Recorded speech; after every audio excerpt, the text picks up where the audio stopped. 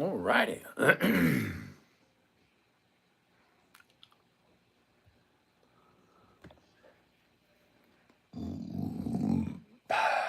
Jita, Chuck, what's happening?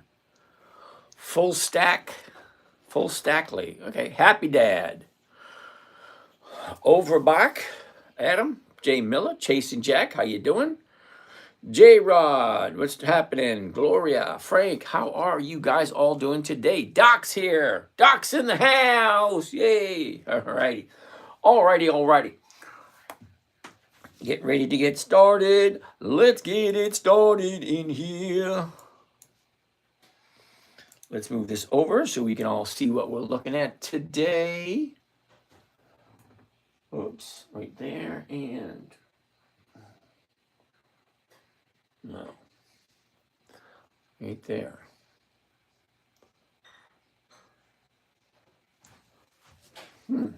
Okay.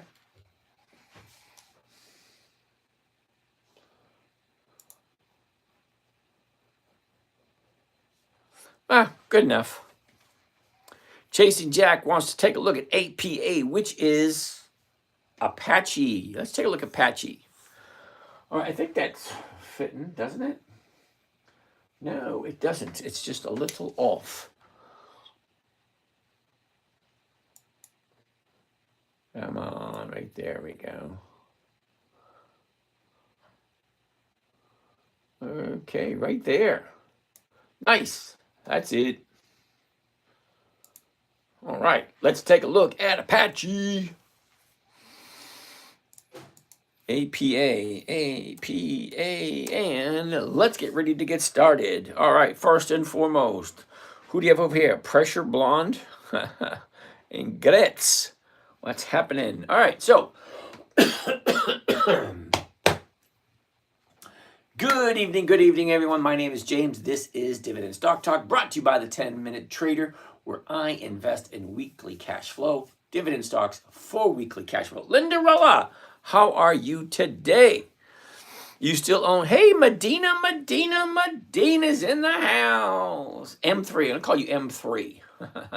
I have 3 covered calls at $22.50. All right, Jack, not quite sure what that means. I mean, I understand what it means, but not quite sure what stock you're talking about. Oh, you're talking about Apache. Well, let's take a gander at it. Here's our high. Here's our low. Here's where it was. Here's where it is. Look at the movement. Up, down, up, down, up. 22.37. Okay, I got it. Let's move this over a little bit.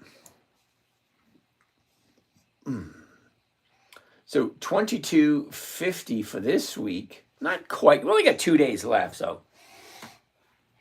take a look at next week's 27. Definitely getting you 1% out of this one this week. Uh-oh. Hold on a second. All right, Scotty, I don't do Tesla, so I'm not even going to bother with that one. Seth, FTEL, never heard of it. Rachel, how are you doing? Carp. Hi, Rachel. Rob, thank you for that. I'm having a very lovely day. Thank you. Oh, Pally's my biggest fan. All right, we're going to pause the questions right here for a second. Now, for those of you giving me questions, let's get a few things, couple of rules. Number one, I do answer each and every question. It may take me a while to do it because I have a lot of different platforms here and a lot of different questions coming in from different directions. So please only post your question once. I will get to it by the end of the night.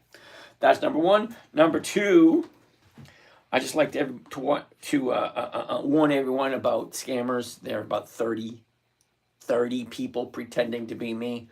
You might get a text. You might get a phone, not a phone call, a text message or an email or something saying that it's me. It's not. When I tell people, if you want to talk to me, send me your number, I will give you a call. So if you don't actually hear me on the other end of the phone, it is not me. I don't do Telegram. I don't do WhatsApp. Okay, I don't do cryptocurrency. I don't do futures, Forex, quick track, none of that. Dividend stocks only. What you see here is basically what I do, and that's basically it. I come from a group of people called the Gen Xers. which we like things a certain way. Okay? We don't like things to change. If it's working perfectly fine, leave it alone. Okay, if you go back and look at videos of me 10, 15 years ago, you'll be hearing the exact same things you're going to hear tonight. It hasn't changed in the last 15 years. Simple, safe, predictable, consistent, and no way for my 9-year-old. Now, I created this for my 9-year-old daughter. Number 5 was no way for her to lose. Now, it's a little bit different now that you guys are involved. So that's what it was originally intended for. Say, I got 5 rules that came along with trying to figure out how to teach a 9-year-old to invest. Rule number 1 was never buy something you don't understand. And you should understand everything. Okay, what's the 52-week high, the 52-week low? How consistently are they profitable? What are the annual? You don't have to know that the really deep numbers, but it would be good to know the book value. What's it actually worth, other than what do we think it's worth? Huge difference. Rule 2, never sell at a loss. It defeats the purpose. Rule 3, make sure the company is consistently profitable. Okay, me personally, I like 2 decades of consistent profits, which means you get 2 opportunities here to find those. One, you can look at all the quarterly reports, all the annual reports, and find out who is consistently profitable.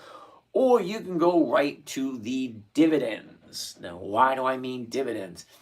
Because if a dividend is a portion of the company's profit that's paid out to the investors, that is a clue that if the company is profitable, the dividends will be higher than it was the previous year, which means the dividends go higher and higher and higher each year, because if the dividends directly related to the profits, and if that increases, well, more than likely the profits are going to increase also.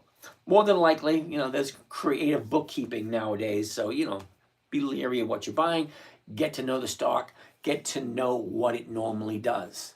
Goes up, it goes down, that's all they do. The idea behind my theory is you got to get it at the right time. Find a group of stocks you like. Me, it's the companies that are consistently profitable. Okay, dividend kings, dividend aristocrats, dividend champions, dividend contenders, those companies that are consistently profitable year after year after year. So by knowing who they are, well, we look at when do they pay their dividends, because that is a clue, because when they pay their dividends, the stock has a tendency to go up in value. So by knowing ahead of time the stock is going to go up in value, well, now I have something to give me a little bit of an edge of what's going on, because stocks only move for 2 reasons and 2 reasons only. Reason number 1 is what is called an unknown reason. That's something out of the blue, nobody saw it coming. We all go, whoa, what was that? Yeah, stocks make a big jump up or a big jump down because of lawsuit that comes out of nowhere, a natural disaster, flood, storm, hurricane, earthquake, wildfires, something you cannot plan for. Okay, nobody knew Exxon Valdez was going to crash into the Northwest. Nobody knew that Apple was going to get sued and have that lawsuit. And 3M, same thing. Big problem last year. Stock went crazy. Okay, that's called an unknown event. Now, what is a known event? Something that you can plan for, something that is right around the corner. You can actually set your clock by, so to speak. Well, we have earnings reports. They come out every 90 days. We got quarterly, annual reports once a year. We have an idea of what's in them. Dividends. It happens every 90 days. We know it's coming. And yes, stocks react a certain way to dividends. Also, seasonality. Well, what's seasonality? It's the change of the seasons, winter, spring, summer, fall. A company runs differently in the spring as it does in the fall. And it directly reacts to the stock price. So if a company goes up consistently in the winter and goes down in the fall, well, we know we can plan for that. That's called a planned event.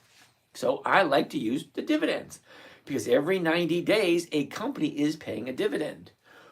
That being known, I can now make a trade on that stock if all the things are in order. And we're going to go over those a little bit. We're actually going to do a couple of sample trades.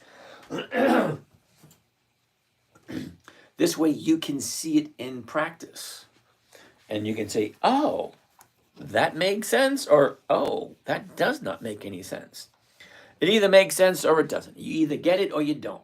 But understand, going into the whole thing, this was created for a 9-year-old little girl, and I'm going to show you a video of her in about 2 seconds.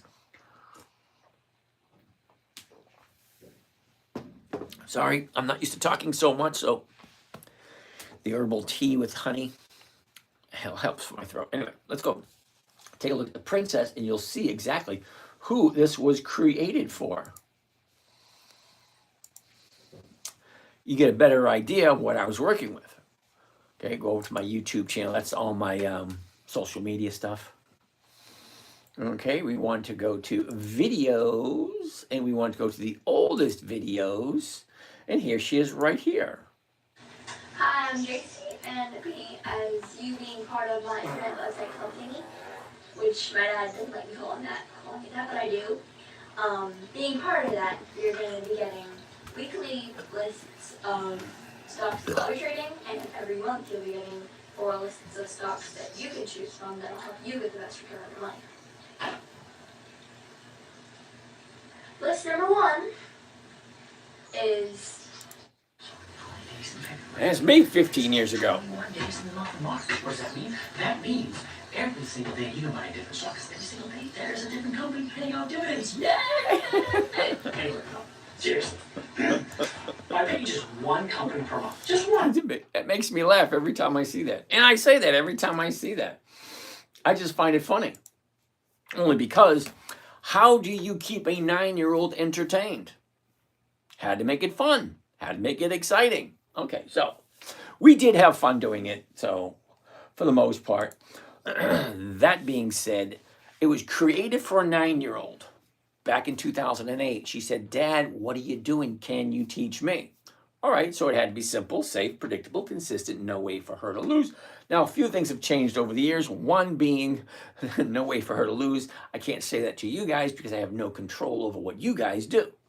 I had a little bit of control over what my daughter did because for her, if it wasn't on the list, okay, if it wasn't on the list, it was an automatic no. That's it.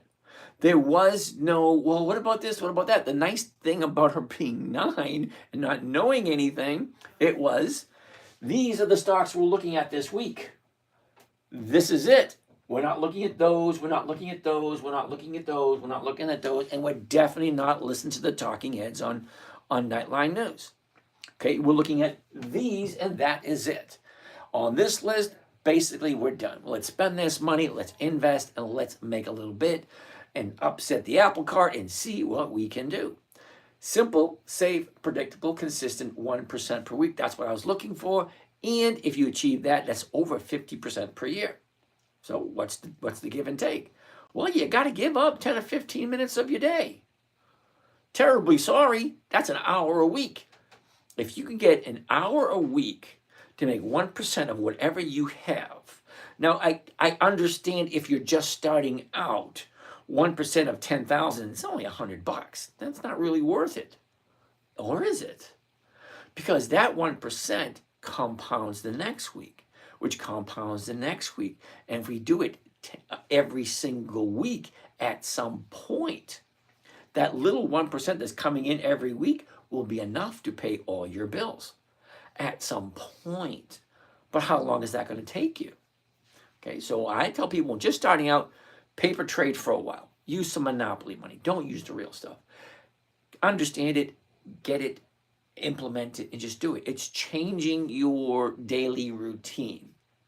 So your daily routine, get up, brush your teeth, get dressed, go, do your morning thing. And before you go to work, before you leave, log into your trading account, your investment account. See what's happening with your money. Think of it as a garden. We're going to go tend to the garden for a little bit. Okay, if you don't take care of your garden, weeds will take over. Same thing with your money. If you give it to someone else or you don't take care of it, it's not going to do what you want it to do. Now here, it's simple. 1% is all I'm looking for. So let's go on, and we are looking at Apache. So let's take a look at Apache, see what that looks like, and we'll just continue forward, and we'll show some examples so that way you guys understand what it is I'm doing. Now, there's only a few things in the stock market that are simple and that are safe. Well, one strategy is just buying the stock. That's the simplest one. Hey, I want to buy some Microsoft. Okay, that's the simplest. But there's no predictability to it. There's no consistency and profit in it. And there's no way to know what you're going to make from it. What's your plan? Just buy it and then do what? Okay, so you got to come up with a plan. My plan is the covered call. You buy a stock, you sell somebody the rights to buy it from you immediately. If I buy it now, I sell someone the rights to buy it from me for the exact same price I just paid for it. I pick up what's called the premium. The premium, if it's over 1%, there's my 1% every single week. Do I really care about the dividend? Yes and no. Do I want to collect the dividend? Not really. But I want to buy the stock before the dividend date because then I know the stock has a tendency to go up in value. And if it goes up in value just before the EX date, well, pick a strategy that is simple, safe, predictable, and consistent. The only one I can think of that is simple would be the covered call on a weekly optionable stock. This way I can do it every single week, after week, after week. Okay, simple. All right, Apache. 22.37 at the moment. We're looking at the 22.50s. This week is going 17 to 25. You can't really expect a lot this week because we only have 2 days left, Thursday and Friday. That's it. We've lost 3 days already. Okay, Monday, Tuesday, Wednesday. So you lost 60% of the possible value. But if we did this on a Monday, you get 5 days of value. If you buy it tomorrow, you get 2 days of value for this week. So we don't look at the numbers for this week, 14 February. We skip over and go to next week, 21 February. So we do it every single week. That's called a weekly optionable stock. You buy the stock, you sell somebody the rights every single week until you hit your target. Well, what's my target? Well, if I'm buying it at 22.37, my target would be 22.50 because that's the closest strike price. Or I could do the 22s, and it's already in the money. It's a safer trade. Lower percentage return, but safer. So stocks move in 3 different directions. Actually, they only move in 2 directions, but you're going to call it a third because if it doesn't move, that means it didn't move. It goes up, it goes down, or it goes nowhere. So that's 3 possible directions. So if you could do a trading strategy, okay? Now, a strategy is more like A plus B equals C. Okay, when you're buying a stock, just A. Buy a stock. Well, what next? All right, so a covered call, you buy a stock, A, you sell a covered call against it, B, and that's going to equal what happens on Friday. Do you get all your money back? Is it in? Is it out of the money? If the stock goes up, you make money. Stock stay the same, you make money, and the stock can even come down a little bit, and you still make money. That is the kind of trades that I want. That's what I was showing for my 9-year-old. All right, that being said, let's do one. Okay, Carly, here's the high, here's the low, here's where it was, here's where it is. Look at the action. Up, down, up, down, up, down. Let's take a good look here. This is the 1-year chart. That's the very first one I always want to see. It gives me an idea of what's going on with the stock for this year. Then from there, you can do whatever you want, but for me, I like to go from the 1 year to the 90-day. Now, the reason why I want to do 90 days is to get an idea of what we, the investors, or I should say we, the other investors, are thinking. Okay? Here's where we were 3 months ago, 90 days ago, 3 months ago.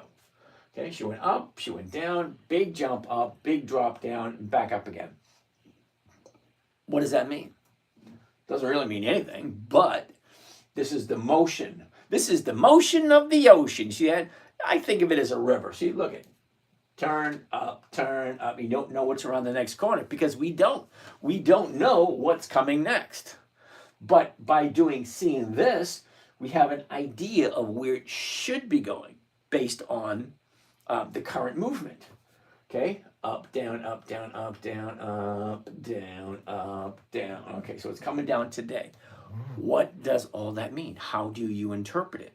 Well, we know where the high is, we know where the low is. So now squeeze into the last 30 days.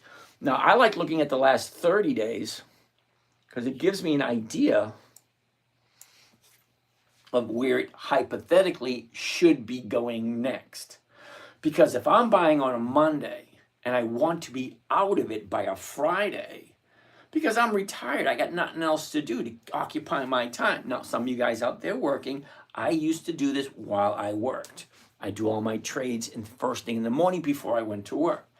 At night, I'd come home and I'd check and see what happened for the day. It's basically a set it, forget it type scenario. But you got to come up with the 5 rules. And I don't think I went through all of them. Okay. Rule number 1, never buy something you don't understand. Well, we can add to that. If you don't want to hold on to a stock for a long period of time, don't buy it in the first place. The stocks go up and then they go down. Wherever you jump in, you have no clue of where it's going next. You just have an idea that makes you feel comfortable. This right here, let me explain to you what I think looks comfortable, looks logical. It looks logical doesn't mean it's factual, it just means it looks logical. So 30 days ago, we're at 24.50. Okay, we jump up to the high of the 30-day period. It looks like 25.70. Okay, then she drops down and finds the bottom last Tuesday. Okay, so from the 30-day bottom last Tuesday, well, logically, it looks like it's going back up again. Because no matter what anybody tells you, stocks only go 2 different directions. They go up or they go down. That's basically it. Up or down. You could say nowhere, which means sideways, which means it's just not going to move. See, like right here, just kind of went sideways for a couple of days. You could say that, up, down, sideways. Okay, so anyway, so it looks, if it's coming down, bouncing off of this bottom here, and then going back up again. That's what it looks like. Is that what is that is that what is going to happen? No, we don't know what's going to happen, but logic tells us that's what should happen. All right, anyway. Let's keep on doing this. Spider. Hey, Rachel. Okay, Hatem wants me to look at SPY. You don't really want me to. Hey, James, can we take a look at ALSN?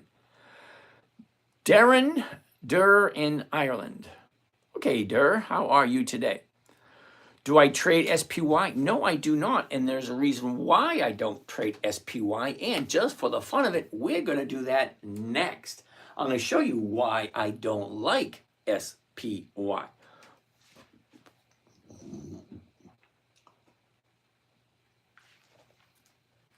Now, don't get me wrong, SPY may be perfect for a bunch of people. There's a whole bunch of people out there it might be perfect for.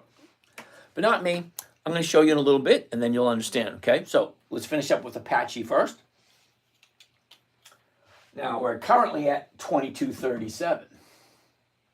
Okay, so hypothetically, it looks like it should be going up. But what happened today? That gives me a one or the other. Is this an anomaly? Is it continuing to go up and this just a little bit of a pullback? It could be. Okay, that's what happened last week. A little bit of a pullback, but then she jumped up and then she gapped up yesterday, went up a little bit more. Today, a little bit of pullback. Don't know. On its way up. Don't know. We'll find out tomorrow. All right. So we look over to this side. Here it is. 22.50 right there. So let's actually do one, see what it looks like. Robbie Blake, the stock goes up, and when it hits peak, very, very top, then it drops. That's what I will look like. Then the percentage will drop, then go up, and when it does, that's when you timed is the way to do it. Okay, I agree with you there. Jeff, if the stock is lower on Friday, will you run it back next week or just hold on to the stock? I'm not quite sure what you mean by run it back next week. What I will end up doing, if I buy stock, like hypothetically speaking, well, not hypothetically, I actually own Harley Davidson at 35. Let's pull up Harley Davidson so I can just give you a quick analogy. All right. This is Harley Davidson. High, there's the low. That's where it was. That's where it is. Going up, down. Okay. It's going down now. I'm into it at 35, which is right here. The stock price is down here, but I'm into it at 35 right here. So let me explain what I would do with it, or what I do with it. All right, so we got the high. A year ago, we're at 37, 47. We topped off at the end of March at 44.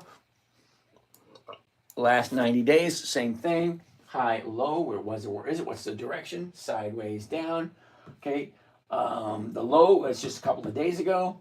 Now we got a couple of days to the upside. Could this be the bottom? Yeah, it could be. But I already own it, so I don't want to buy any more. All right? But I'm in at 35, which is way up here. The current price is way down here. So how do I make money off of this? Because it's been dropping ever since I bought it. So I think I bought it back in December. Or, no, wait a minute. November. Because I bought it at 35, so it was like way over here somewhere. In November, most likely. But look at that. I've had it while it did that. But I still own it, and I still get a premium on it every single week. So if it's currently at 26 down here,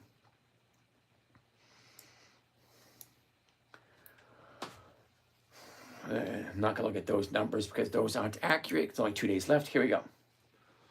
Now you can't even see these damn numbers because those aren't right either. Anyway, as the stock is dropping, okay, I'm at 35, which are basically worthless. So I'm looking at the 27s or the 28s. Okay, I sold the 28s this week. And I got, I think it was like 0.25%. Now, 0.25% kind of sucks, but it is 12% a year. But when I first got Harley Davidson, I was getting 3% per week. Now, I did that for about a month. So 3. Then she dropped down to 2, then dropped down to 1. Now it's down to 0.5% per week. Okay, so 0.5% or 0.25% per week.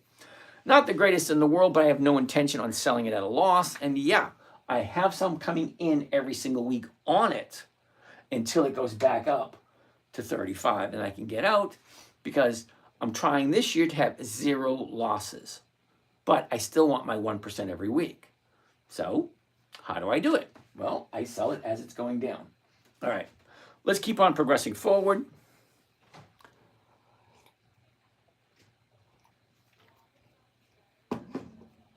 Hopefully that answered your question.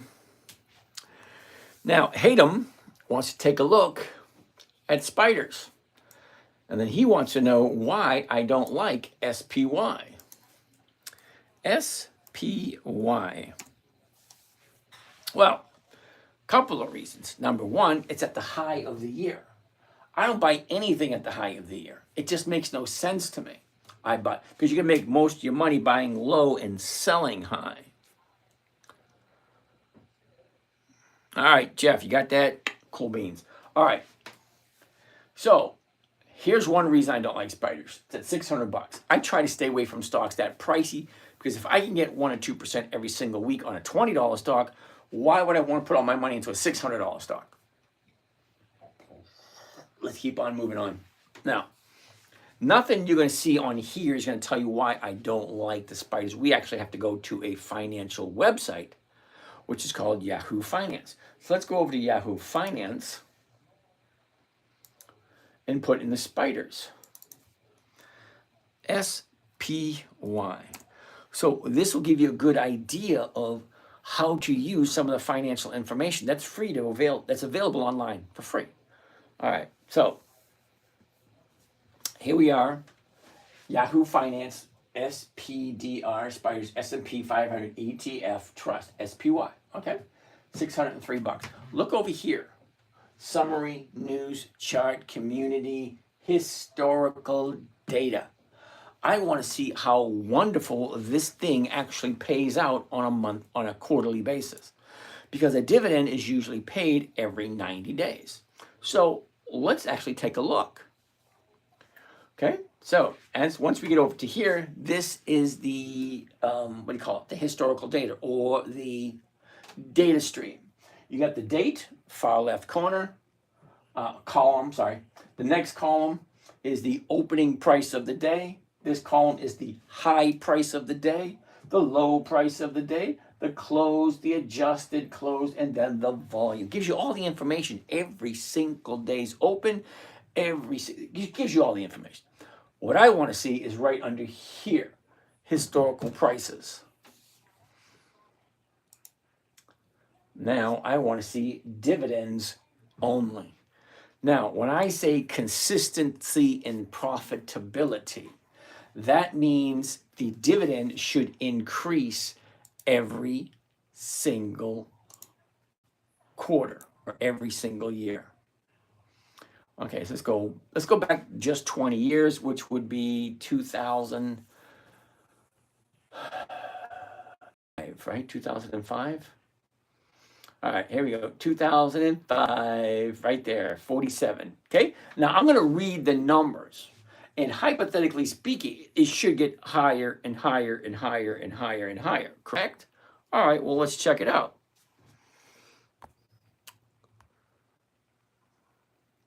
Hello, just trying to learn. Barry Banks, cool beans. What are you teaching? I'm teaching investing for dividend stocks for a 1% weekly return. It's simple, just don't invest when you're at the peak, okay? It's really just the momentum. Momentum plays a big part. Yes and no, okay? I'm saying yes and no. We're gonna touch on that in a little bit, because I've been doing this for a long period of time. Stocks go up, people take profits, stocks go down. Gets down to a value point where investors say, hey, this is a good deal now. They start buying, stock goes back up. Profit-taking accumulation, profit-taking accumulate, whatever you want to call it. Up, down, it's all the same. Okay? Potato, still the same fruit. All right, so let's take a look at the numbers. Are you ready? So hypothetically speaking, if this is consistently profitable, the number should get higher and higher and higher and higher, correct? Well, let's check it out. 2005, 47, 49, 52, 67. Well, that is, each one went higher and higher and higher. 67, 52. Hold a second. It just went backwards. Okay, it went backwards by 15 cents. 15 cents on a 67. Okay, that is a 20% drop. That's a 20% drop from 2005 to 2006. 20% drop. That's not consistent profitability. But hold on, it gets worse. It does. So it goes to 52, 67, 52, backwards, 56, 58, 79, 55, backwards. What is that, 22 cents? Yeah, it's a big drop. 66, 72, 78, 64, backwards again. 67, 69, 72, 56, backwards again. 52, backwards. 51, backwards. 49, 40, 59, 48, backwards. Yeah, up, down, up, down, up, down. No, 2 steps forward, 1 step back. No, that's not consistently profitable. But hold on. It gets worse. It does. Hold on. Now we're going to go take a look at the summary. The summary is going to give us some interesting financial data. So when do you invest? At the peak or before the peak or after? You could just add it up, find the meaning, percentage. Violence fiend. Oh, violence fiend. Oh boy, interesting name. Okay, we're going to go take a look at the summary. Now, the summary is going to give us some financial data, some financial information. See if it makes sense. Okay, here it is right here. Spider 500 ETF, SPY, $603 per share. The number I want you to pay attention to is this one right here. Do you see it? The yield. The yield Basically, the yield is when you put X amount of dollars in, $604. What is the return that you're going to get when you collect all 4 of those dividends? Because the dividends are paid 4 times a year, every 90 days, every quarter. First quarter, second quarter, third quarter, fourth quarter, so on and so forth. That's your percentage of the profits from SPY.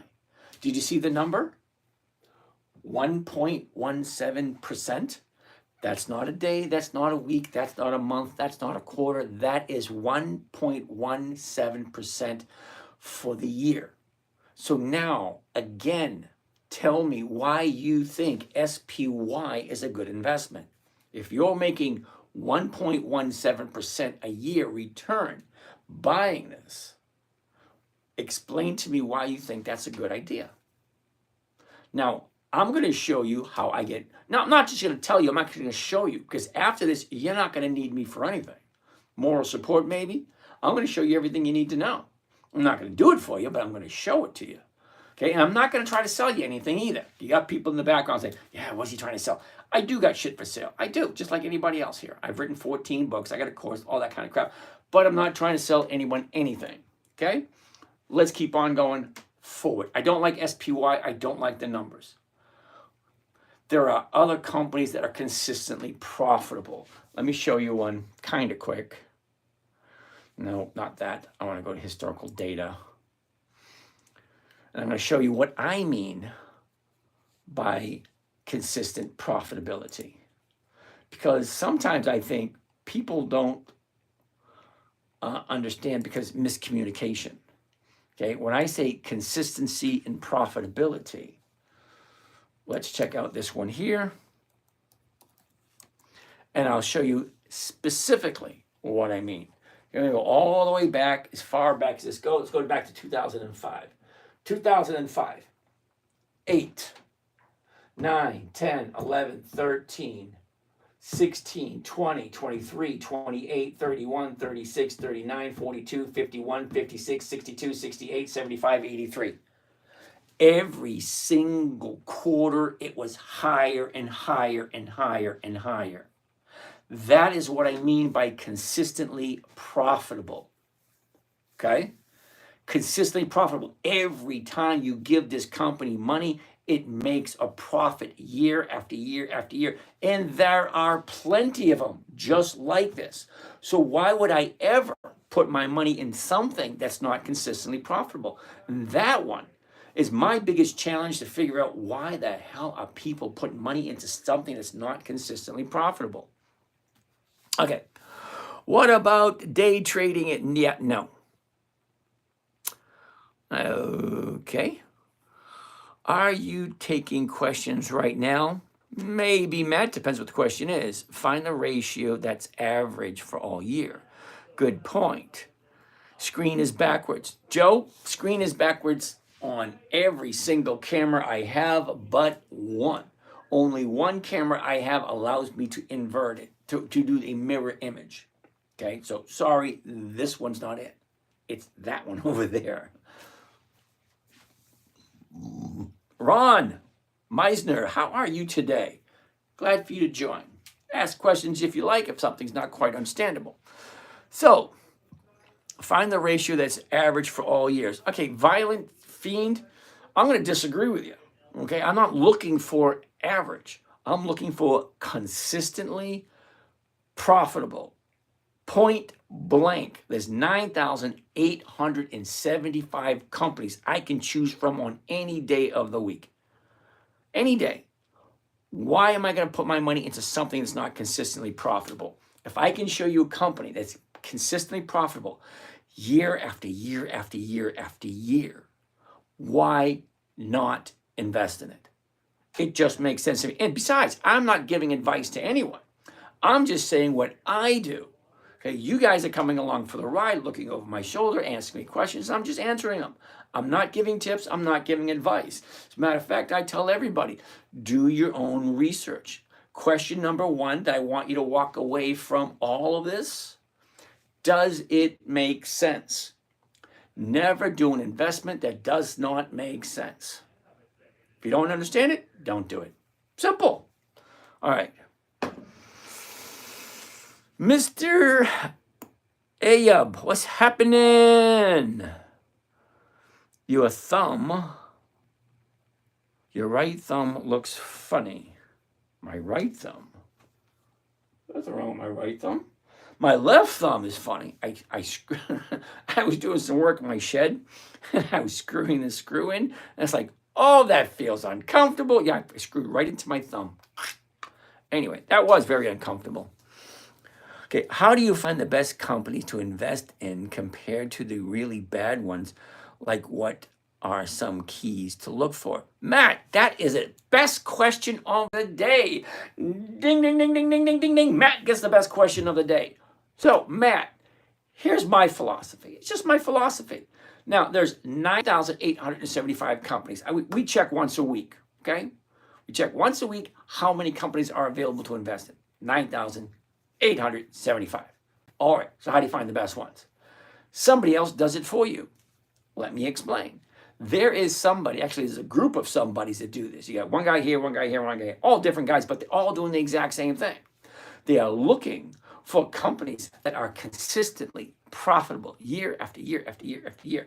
And the best list is called the Dividend Kings. To be a dividend king, the requirement is you have to increase your dividend payments every single year for 5 decades. That's 50 years of consistently increasing your profits. Okay, there's only 54 companies that fit that description. However, the next list would be the dividend aristocrats. 67 companies that have consistently increased their dividends to their shareholders for a minimum of 25 years. Oh, I got a couple questions. You don't pick it just because it's good, but if you get a profit more than what you invest. Okay, Violent Fiend, I'm going to argue with you on this one just a smidge. You're new here. Sit, chill, relax, watch what I'm doing. Ask yourself, does it make sense? Then you can, critique it, see if it, if there are any holes in it. Steve, AMD, Advanced Micro Devices, is looking good for this next 3 days. Seasonality is volatile, though. Could you review it? Yeah, Steve, we'll take a look at that in a minute. But you might want to do some research on AMD because they've come up with some questionable accounting practices in the news during the fourth quarter of last year. Might want to check on that one. All right, so let me continue with what I'm saying. What the hell was I saying? Oh, yeah. Somebody else takes care of that list. So, easiest way to find them, you go to Google and you search Dividend Kings List 2025. And then Dividend Aristocrats List 2025. Then the champions, then the contenders. And if you want to, as a bonus, let's throw in Warren Buffett's stock list 2025. Between those 5 lists, you should have 300 good, solid companies that are consistently profitable. Now, every once in a while, we'll slide one in that looks good and everything is, just right. But again, I am very picky of what I invest in. It's got to be consistently profitable for me. Plain and simple. Okay, you got that, Matt? Not just the dividend kings. You get the dividend aristocrats, the dividend champions, and the dividend contenders. These are companies that if the dividend continues to increase, you cannot increase the dividend unless the profits increase. Because the profits and the dividends are joined together. So a portion of the profits is equal to the dividends that they pay out. So if they're paying out X amount, let's say it's 10% or 5% or 3%, whatever, of the profits go to dividends. If that increases every year, well, the profits have to increase also. It just goes together, hand in hand.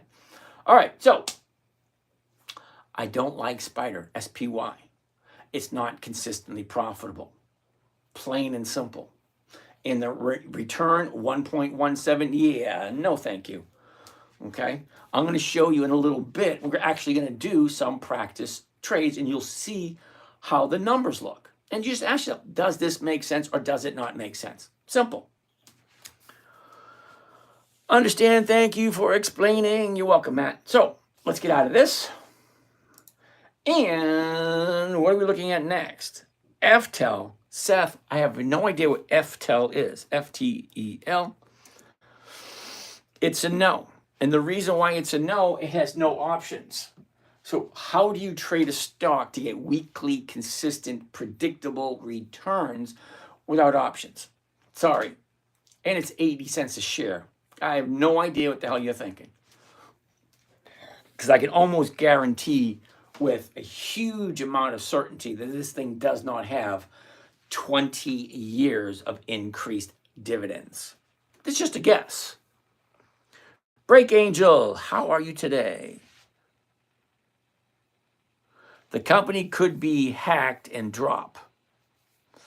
All right, Violence Fiend, thank you for that. Liam, brother, what's happening? Anyway, let's keep on. I'm your biggest fan. Thank you, Pally. So what do we have? FTEL, no, that ain't just happening. Okay, James Williams. Just roughly, have you even looked at the numbers for QQQ? Seriously. Okay, TQQQ. Okay, TQQQ. Okay, it's at 85. The 85's going for 262. Nice. Well, let's see how consistently profitable they are. Okay. TQQQ. Okay, because I'm interested in consistency of cash flow. So ProShares Ultra. All right, wait a second. Hold, what the? 10 years? Wait a second. Hold on. Now, when I say consistently profitable, well, and I want 2 decades of increased dividends, and you're showing me this, number one, it's 2014 is the first dividend. Look what they paid out, 0. And then 2015, 0. Nothing for 16, nothing for 17. 18, they threw up 1. Okay, nothing for 20, nothing for 21. Yeah, no, and double no. Okay, do yourself a favor. Before you invest any money anywhere, do some research. They get a whole bunch of numbers that are missing here. Now, your money, you can do whatever you want with it, but you're here, this is my opinion. My opinion is I wouldn't invest my money into something that's not consistently profitable. And there's a huge amount of missing information there. So look at it this way. TQQQQ. Well, let's cross that one off the list. Now we have 9,874. Okay, 9,874 companies to look at now. This one ain't going to work because it's not consistently profitable and it doesn't have 20 years of profits. Matt Johnson wants to look at JCI. What the heck is JCI, dude? JCI. Johnson Controls. No, again, dude, monthly. Monthlies just don't work. When I say weekly options only, why would you be showing me this? It's monthly. Okay? February, March, April, June, July, September. Those are all months.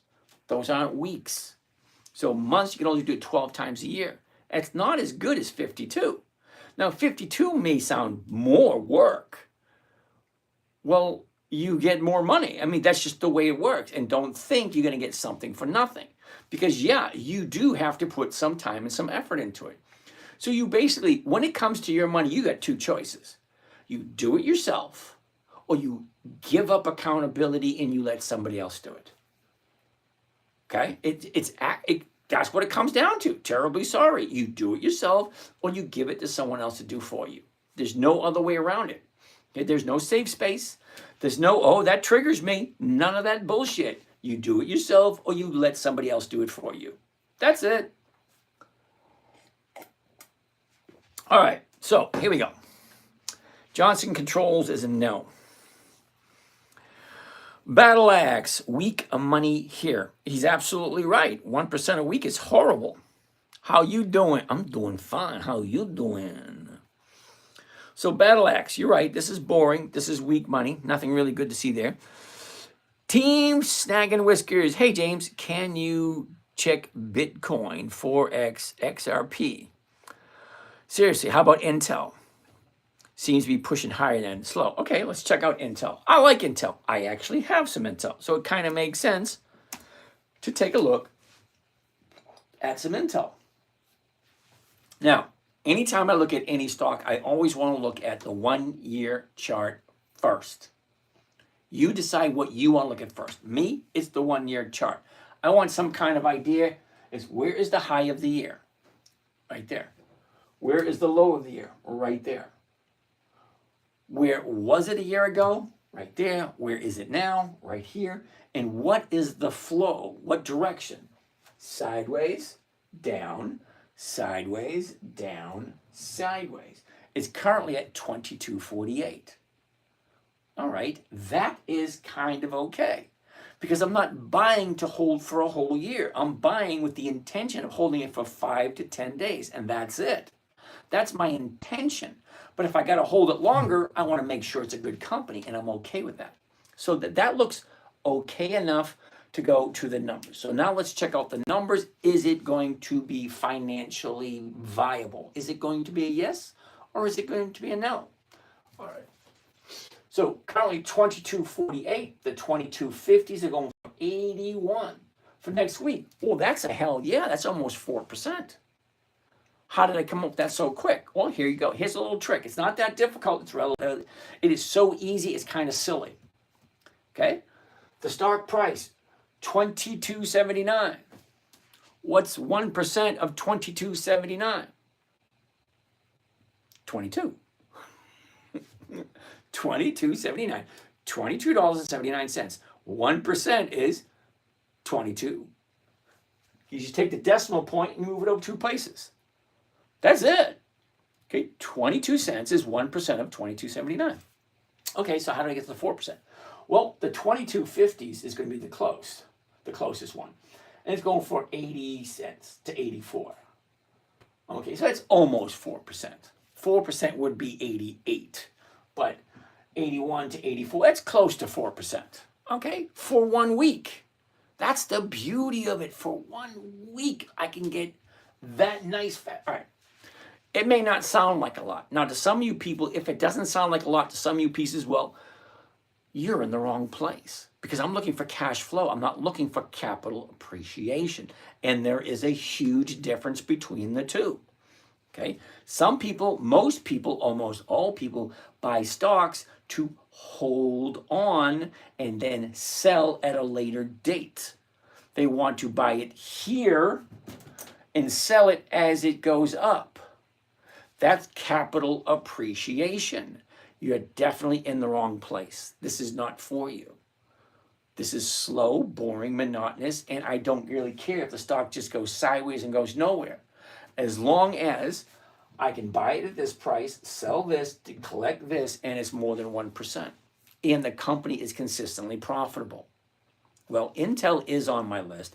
I do own a bunch of Intel. And yes, Intel does give me over 1% every single week. So I bought Intel at 22, almost at 23. So right now in this area. And so far, I've made 1% every single week. Why the hell would I ever get rid of it?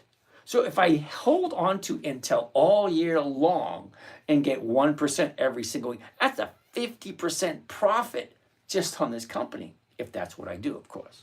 Okay? Anyway, let's do a practice run on this one. This one looks cool. But before we do, let's check out all the numbers to make sure it makes sense. Well, number one, it's Intel. The question you should ask yourself is, do I like Intel? Second question is, do I like Intel at this current price? Okay.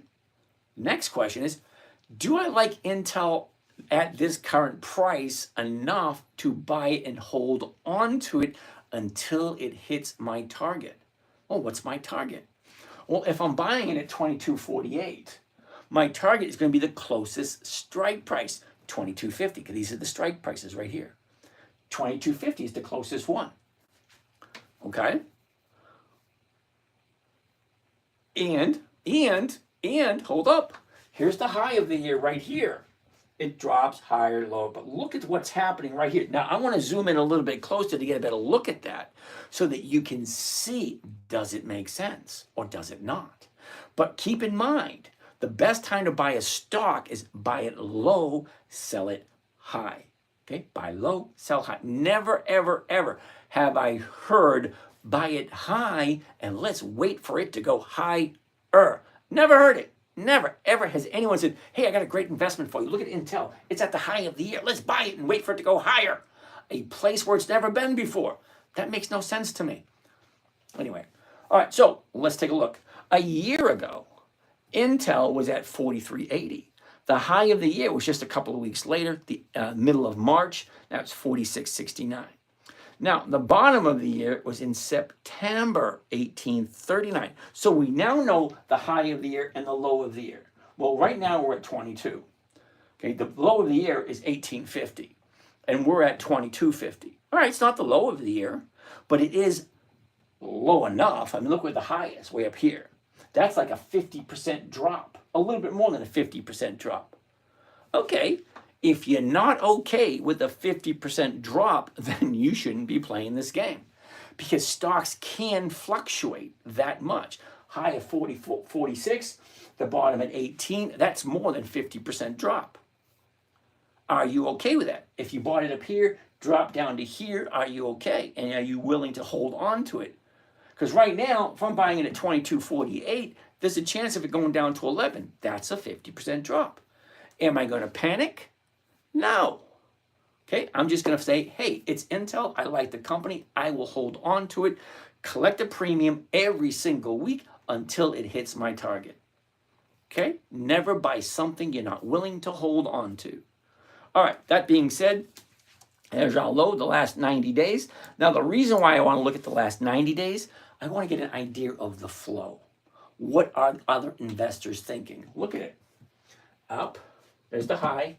Here's the low, here's where it was, here's where it is. Look at the movement. Up, down, up, down, up, down, up. Okay, great. In the 90-day time frame, you got your bottom here, your top here. It should be going up. Should be, because that's what it looks like. You know, down, up, down, up. That's what it's doing. And it's going to keep going up until it's done. Do we know when that is? No, we don't. Let's look at the 30-day.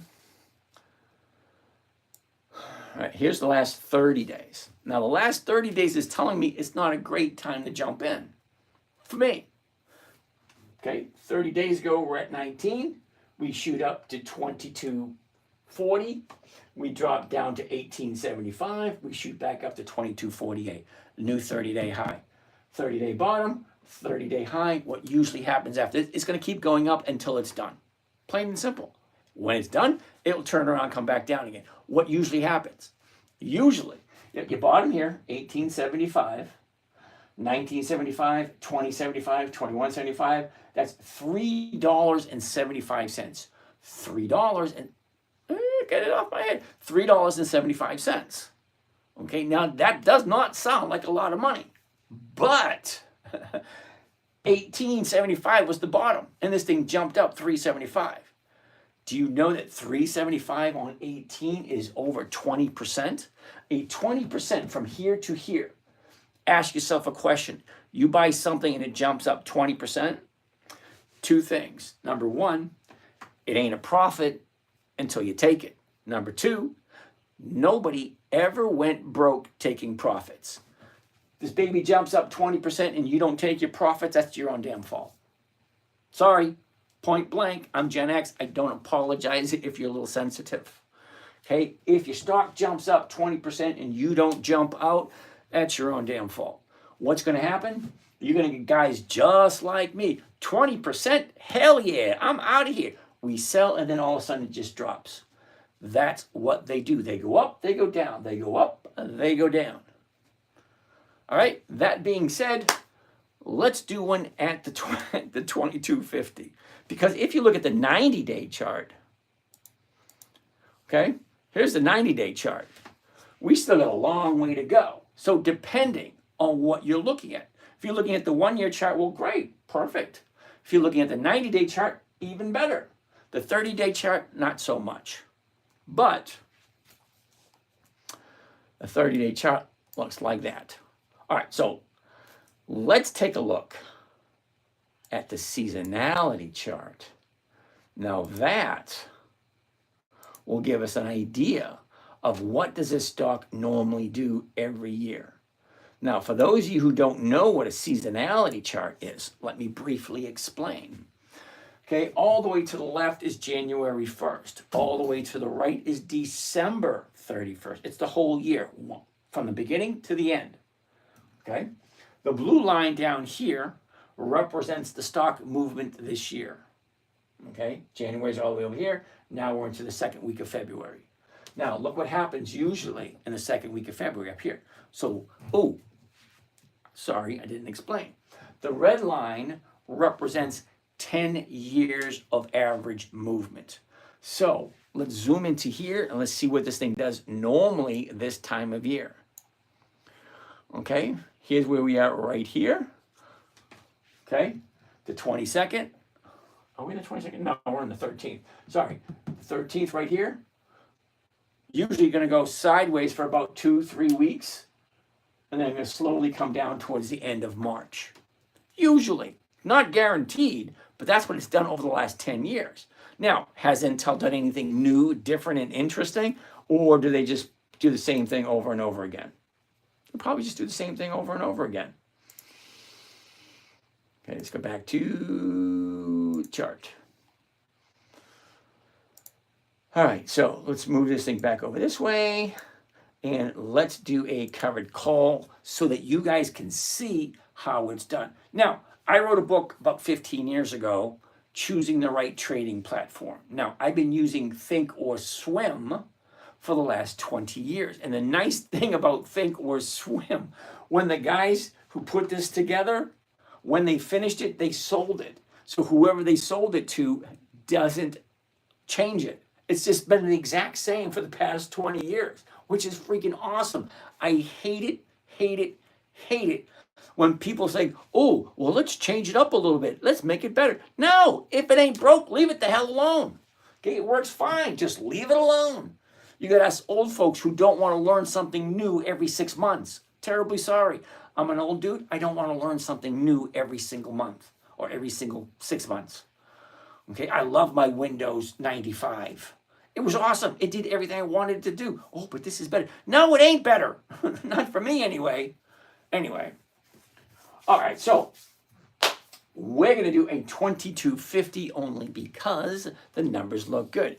First thing I want to do is I want to change this right here.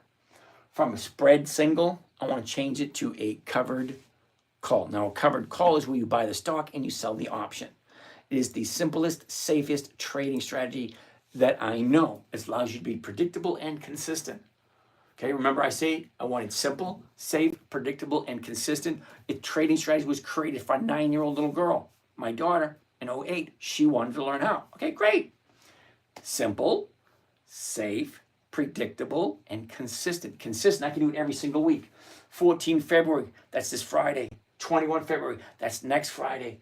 28 February, that's 2 Fridays away. 7 March, 3 Fridays away. 4 Fridays away, 5 Fridays away. Every single Friday, one of these expires. So I can do this every single week. So if I'm getting 1 to 2% every single week. Anyway, let's keep on moving. So 2250, I want to change covered stock right there. Here's the 2250 right there. I want to buy it right there. Now, I just want to do one contract. I don't want to show you 10. It might freak you out about the numbers for those who are just getting started. And then I want to change it from a limit order to a market order. Let me explain. Right? Now, a market order will fill instantaneously. First thing tomorrow morning, 9:30 a.m., this and this will fill. It's 2 orders in one. Buying the stock, selling the option. They're already tied together. So I already know my profit's going to be. So let's hit confirm and send. Now, this is your opportunity to read what the order is before you hit that button right there. Because once you hit that button right there, it goes right to the market maker and he fills the order. Better make sure you're right, because as soon as you hit that button, you're spending money, or you're investing money, or you're multiplying money, or you're duplicating money, or whatever acronym, whatever metaphor you want to use. All right, so here's the trade. Buy one covered call Intel 100. That identifies it as the weekly. 21 February 25.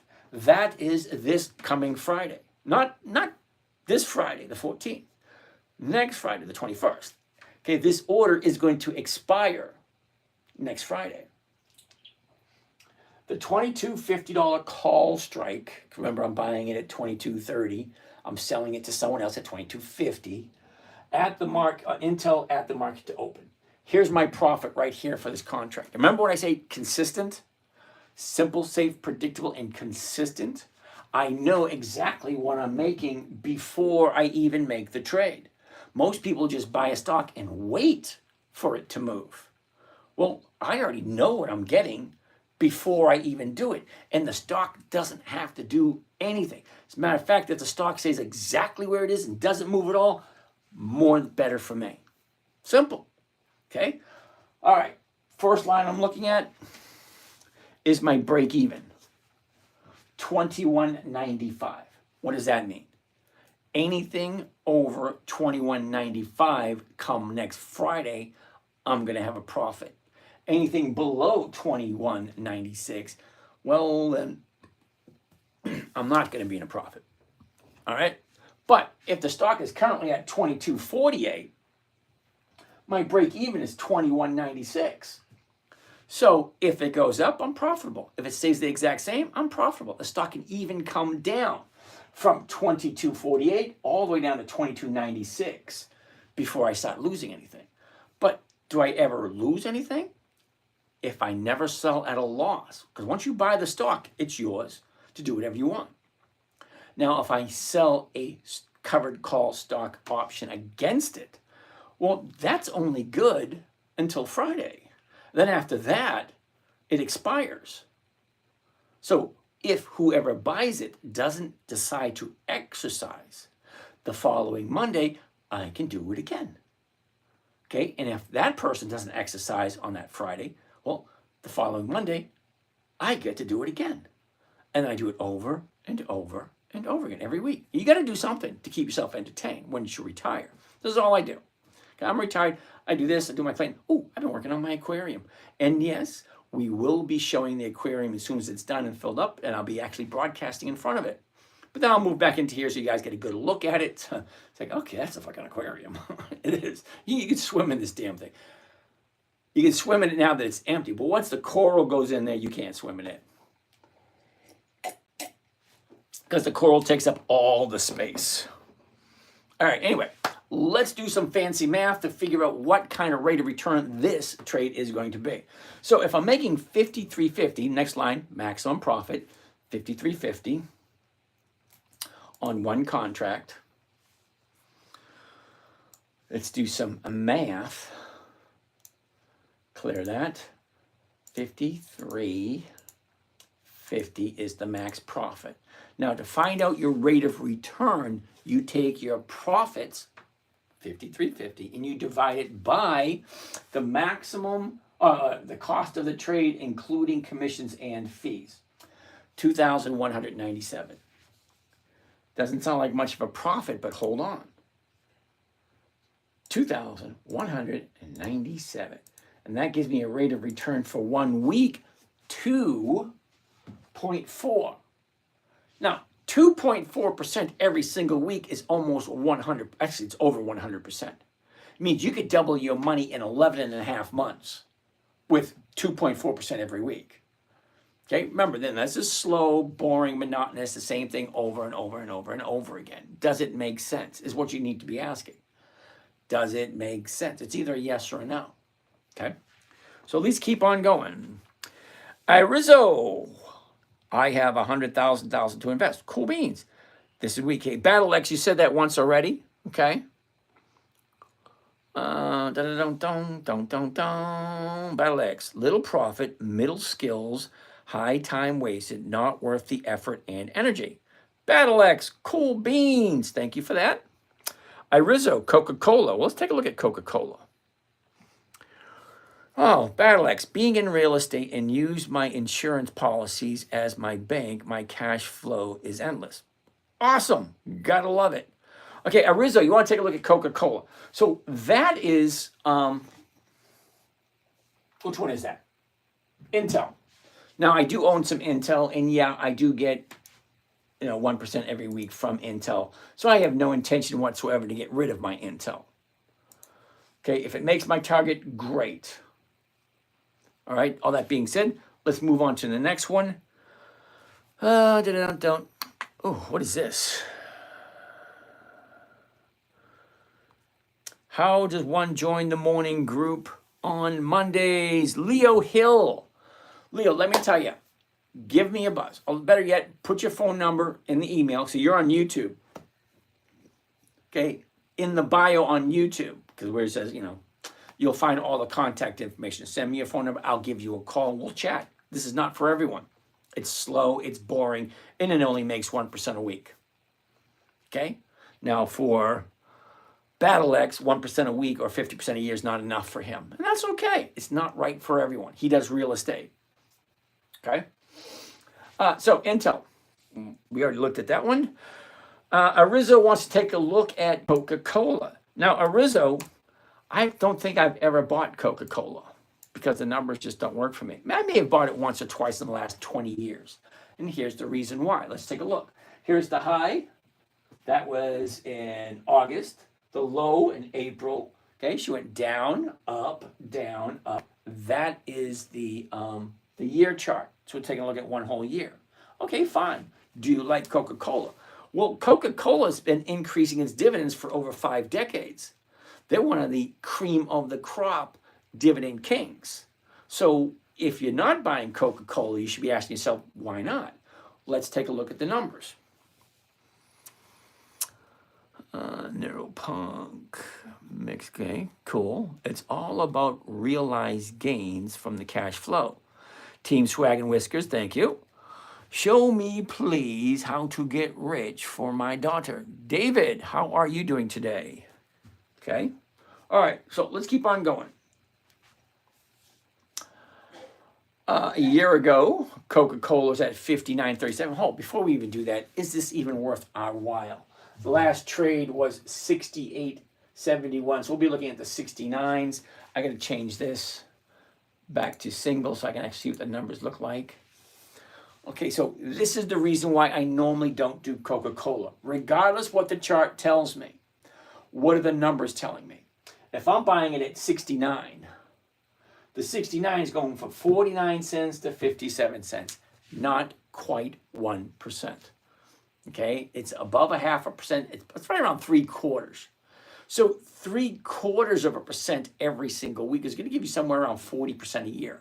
Are you okay with 40% a year? Well, Coca-Cola's your man. It's been around for 140 years. However, I wouldn't buy it this time only because, take a look at this. With a gap up like that and a big movement to the upside today, yeah, more than likely there's going to be profit taking. Sorry, the last 30 days went from 60 to 69. That's a 15%. 15% increase from here to here.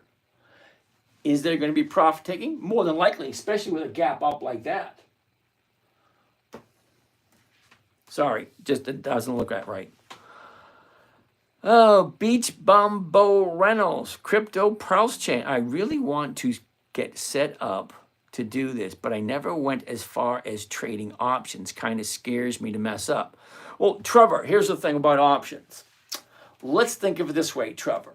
Let's say hypothetically you got an old MG in the back, MGB, it's car. Say you have one in the backyard, push it out into the front lawn, you slap a for sale sign on it. Let's say you want $5,000 for it. Okay, great. Tom down the street, the guy in the White House with the blue shutters, he comes down the street and says, hey, I like your car. Here, take this, $100, hold it for me until Friday. If I come back on Friday, I'll give you the $5,000. if I don't come back on Friday, you keep the $100 and then sell the car to someone else on Monday. Same thing. It's yours until whoever buys the option from you. This will give you cash flow. Whoever buys that option from you decides to exercise their option and say, hey, I will take your stocks at that price. Or the car analogy, hey, I will take the car for $5,000. So the option is just selling somebody the rights to be the first person to buy it from you at a certain price by a certain date. At a certain price, strike price. Certain date, okay?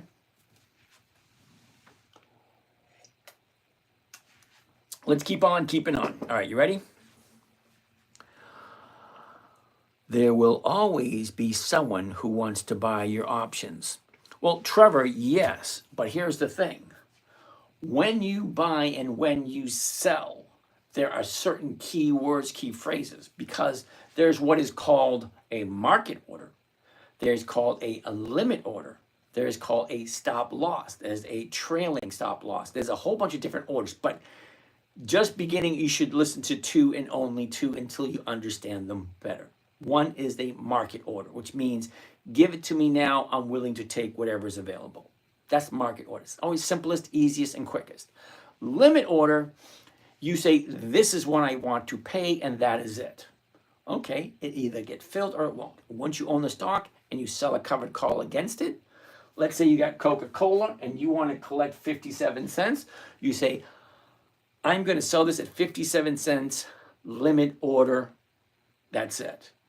But if it goes to 56 and it doesn't quite get your 57, it doesn't get filled. And then you just have it sitting there doing nothing.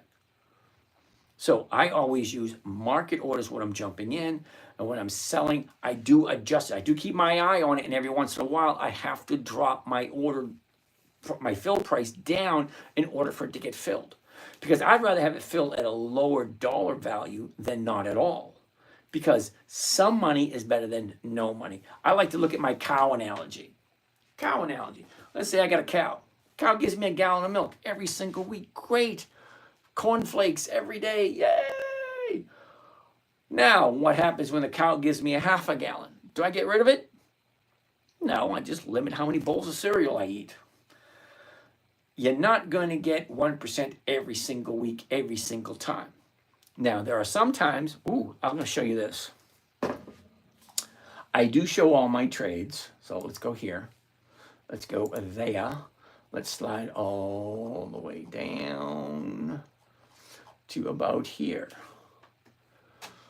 Let's go down a little further. All right, each week, there's 52 weeks in a year.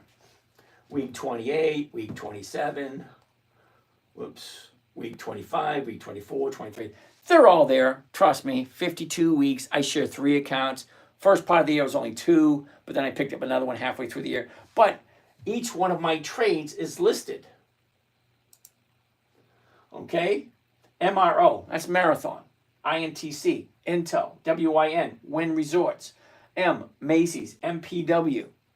It's a REIT, Real Estate Investment Trust. Okay, yeah, there are some of those I do, if the numbers work. How much money did I make that week? Week number 19, 1.27.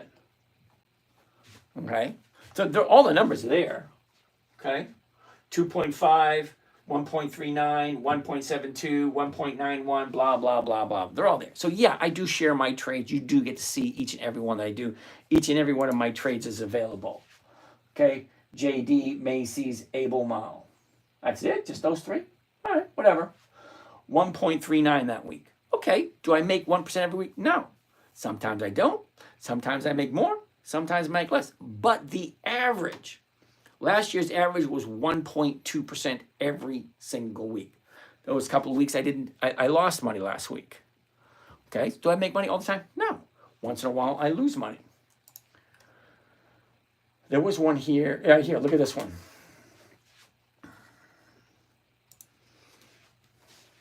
Wynn, Marathon, AEO, Lowe's, Able Mall, Macy's, Bitto, Macy's, Starbucks, MPW. I actually only made 0.57. That's it, 0.57 that week. It's like 0.5%. But the next week, 0.82. That's not good either. 0.81, 4.7, 0.98, 1.1, 1.4, blah, blah, blah, blah, blah. But it averaged last year over 1.2%. It was a nice year last year. All right, let's get out of that. You guys don't need to see that. All right, back here. So, do you like Coca-Cola? Are you okay with less than 1% every week? Because even at 0.5% a week, that is over 24% per year. Are you okay with that? Well, should be. All right, what do we have next? Trevor, you want to get set up? Okay. There will always be someone who wants to buy your options. Yes, there will be. Always is. So battle axe being in real estate and use my insurance policy. Okay, wonderful. It's a great plan.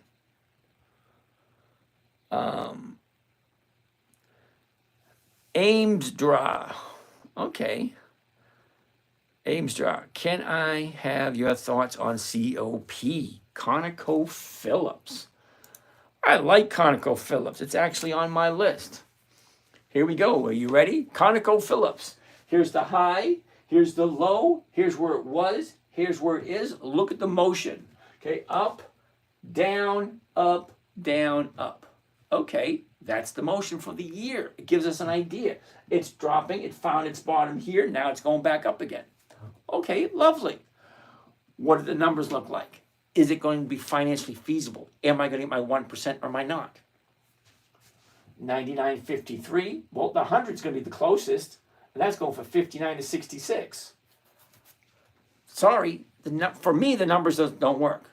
Okay, but $99.53, I'm looking to get a minimum of a $1 premium, because that's 1%. $1. So the numbers don't work for me. Sorry. Junior B, yes, I do have a Discord. Hey, Laurie, don't give them a hard time. Laurie, you know what they say? If you don't have enough haters, you're not doing something right. So I appreciate haters. I do. But I wish they'd give me something more to go on rather than, just name calling and spewing out nastiness. Trevor, okay. Felix wants to take a look at Tractor Supply. TSCO. Okay, so here's Tractor Supply. At a glance, quick look. High, low, where was it? Where is it? Look at the movement. Up, down, up, down, up, down, up, down, up, down, up. 55.87 at this moment. The closest one is going to be the 56. The 56 right here, 75 to 85. That is well over 1%. So the numbers look good for Tractor Supply. All right, so let's take a better look at the chart. Is it the right time? Well, we know where the high is, we know where the low is, and we know the overall direction. Going to the upside. Well, that's great for the year. Let's chunk it down a little bit and let's see what it's done over the last 90 days. But first and foremost, the low of the year was back in the middle of February last year at 46.19. Okay, the high of the year back in the middle of October, 61.55. Well, look at the movement of the last 90 days. Okay, up, down, up, down, up, down, up. I'm looking for patterns when I look at the last 3 months because you and I and everybody else out here, we are the investors. We buy, we sell. What are we looking for? We're looking for profit opportunities. Well, Tractor Supply, it's currently at 55.87 and it looks like it's going to the upside.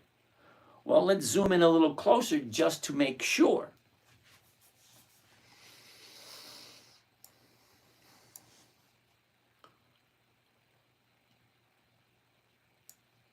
Okay, here's the last 30 days.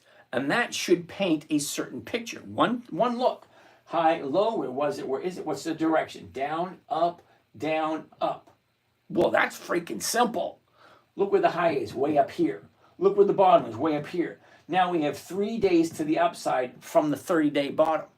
For me, that tells me the profits were taken here at 59, okay, because it went from 52 to 59, that's a $7 increase, which is what, 15%? A 15% increase from here to here. Yeah, people jump ship, say, I'm taking my profits. Boom, now she's down here. Okay, so now you have people like, wait a minute, 52.50 for Tractor Supply? Hell yeah, I'm going to buy some. So now the stock starts to go back up again. That's all there is to it. Supply, demand. All right, well, 59 is too high. I don't think it's worth 60. I want to sell, get my profits. What do you mean it's down at 52? Hell yeah, I want to jump back in and get it at 52. Well, because they consistently are profitable. Well, why wouldn't you?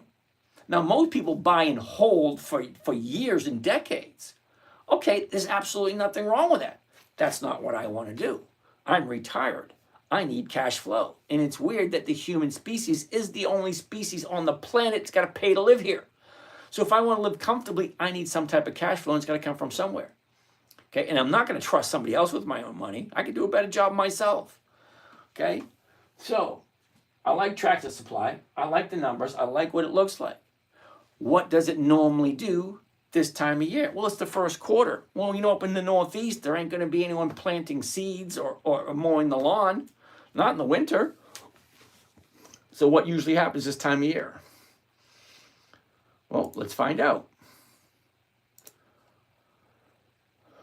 There we go. Look at that. Isn't that gorgeous? Look at January to December. You buy in January, you sell in December. That's 10 years worth of movement on average. What does it do January 1st to December 31st? On average, it goes up. Well, that's freaking great. All right. The blue line, that's this year. The blue dot, that's today. So let's zoom into that and see what we can expect. Not that it actually, predicts it. It's just, it is what it is. It's the average movement over the last 10 years. Okay, well, here we are right here. This is today, the little blue dot. Here's the intersection right here. So she's going to go up just a little bit, and then she's going to slowly come back down. So we got 1, 2, 3 weeks to play with this thing. Okay, 1 week, 2 weeks, 3 weeks to play with it before she goes down. So can I jump in, make my profit within 1 week, jump on out? I'm only looking for 1%. I mean, everything is ideal. The numbers work good. The chart looks great. The seasonality looks okay. So let's see what one looks like. Let's get out of here. Whoops, let's change back first. Let's change back. Okay, covered call. Remember, we're going to change this to a covered call right there. It's at 50, right over here, 55.87. So we look at the 56s. The 56s are right here. All right, so let's do the 56s. The 56 right there. We just want to do one. And we want to do market order. And here's Johnny. All right. Uh-oh. By one, covered call TSCO. That's Tractor Supply. 100s. Those are the weeklies. 21 February 25. That's next Friday. The 56 call strike against the stock at the market open. That's the order right there. That green line. That's the order. The break even's right there. Maximum profit, $93 per contract. Let's get out my calculator. Clear that. $93 is my profit. To buy 100 shares is 5,500. Divide 5507. My rate of return for 1 week, 1.68. Well, that's over 1%, right? So if I get 1%, do I like Tractor Supply? Yeah, I do. Do I like where it is? Well, yeah, I do. The chart looked okay. Okay, the 1 year chart, the 90-day chart, the 30-day chart, the seasonality chart, they all looked good. Okay, so do I like it? I can get 1.68% for the week. What does it have to do? It has to stay above 5507. Well, right now it's at 5587. So it's got to stay above 5507. That's the break even. Can it do it? I don't know. Number one question, does it make sense? Number two question, do I like this company? Number three, do I like this company at this price? Number four, do I like it at this price? Am I okay with holding it for however long it takes for it to hit 56? Okay? Right now it's at 55.87. I'm selling somebody the right to buy it from me at 56. Okay, for that privilege, they are paying me $93 per contract, which is 1.68% every single week. Okay, yeah, and it's going to take you 5, 10, 15 minutes a day. It'll probably take you a little bit longer until you get the hang of it because you're coming up with new words. You're coming up with new phrases, new terminology. It's kind of like, do you remember when you first started to drive a car? Okay, before you sat in that seat, you probably didn't know the mechanics of the key, the engine, the gas pedal, the brake, the shifter. Is it a clutch? Is it a 4 on the floor? Is it 3 on the tree? Is it a 5-speed with an overdrive? There's a lot of things you didn't know when you first learned how to drive. But eventually, you learned one thing after another. Well, this is the same thing. You're going to take responsibility for your own money, and you're going to say, all right, great. Do I like Tractor Supply? Well, great. Tractor Supply is a great buy right about now. Usually, let's get out of here.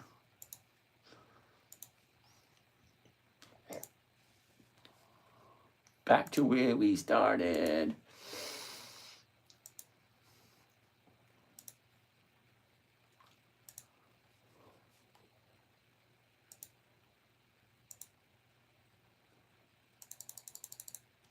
Okay, so here's the seasonality chart. Usually, Tractor Supply goes up very nicely all year long. That should be almost a no-brainer. If I'm buying, we're into February, okay, we're here. Okay, we got a long way to go. Look at the first quarter. First quarter looks nice. Going into the second quarter looks nice. The second quarter has a little bit of a pullback in May. But that's okay because in June, she starts that trend going up again. Does it make sense? Do these numbers make you say, wait a second, that actually looks like a decent investment? And then you do your research on Tractor Supply. How consistently profitable are they? What is the dividend look like? Is it increasing all the time? Okay, if I buy it here, is it going to continue to go up? Well, it's done it in the last 10 years. Can it continue to do it? Maybe it will, maybe it won't. All right, Joe Burman, how it's happening? Wants to take a look at U.S. Steel. I love U.S. Steel, and as a matter of fact, I own some U.S. Steel. I'm not happy with U.S. Steel at the moment, but I do own some. All right, so let's take a look at U.S. Steel. X. Here we go. All right, so let's take a quick look at the chart first. Here's the high, 48. Here's the low, 27. That's where it was. This is where it is. Look at this thing. Stays within a channel between 36 and 42 all year long. It just stays right there. Okay, it jumped up a little bit there, and it dipped a little bit here and a little bit there. But other than that, it just stayed right in that little channel.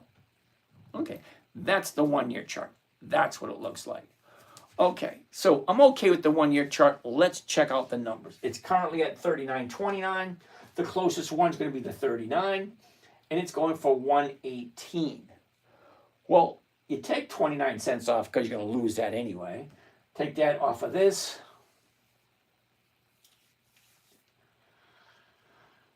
$89. So you're making 89 cents on a $39 stock. So that's over 2.5%. 2.5% for 1 week is over 120% for a year. That's not bad if you like U.S. Steel. Now, I have U.S. Steel at 41, which is right here. Now, I had U.S. Steel at 41 way back here in December. And it slowly dropped. And I was getting nervous when I was at 30. I owned it at 41 and it dropped down to 30. But I don't believe in selling at a loss. So I write a covered call every single week. Even as it's dropping, I'm still writing covered calls against it because I want something to come in. All right. So that's U.S. Steel. The numbers look good. A year ago, we were at 46.08. The high of the year,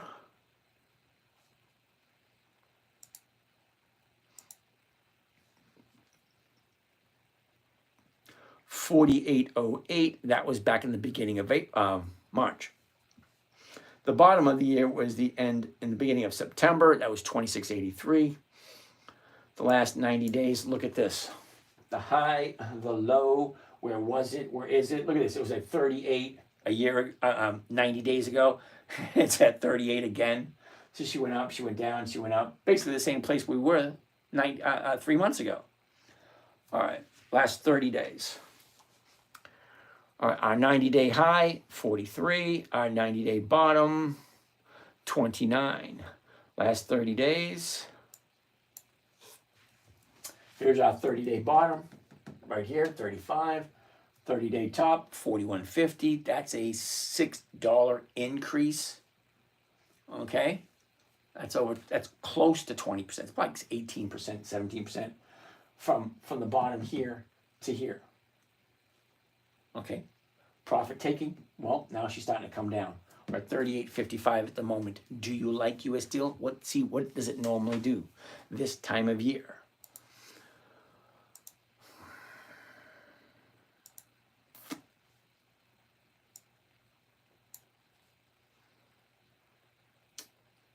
Well, here we are right now. Okay, middle of February. She's going to go sideways with a slight upward tilt toward the end of the month. And then in March, she's going to jump on up. Well, I don't mind keeping on to my U.S. Steel. I get 1 to 2% every single week, so I have no problem with it. I'll keep it on. I'll keep it if I have to, which I don't mind. Like I say, rule number 1, never buy something you're not willing to hold on to for a long time. All right, that being said, next. Do you have a paid Discord? Junior, yes, I do. Okay. Lalo, how can I earn 200 weekly from dividends? And how much would I have to invest?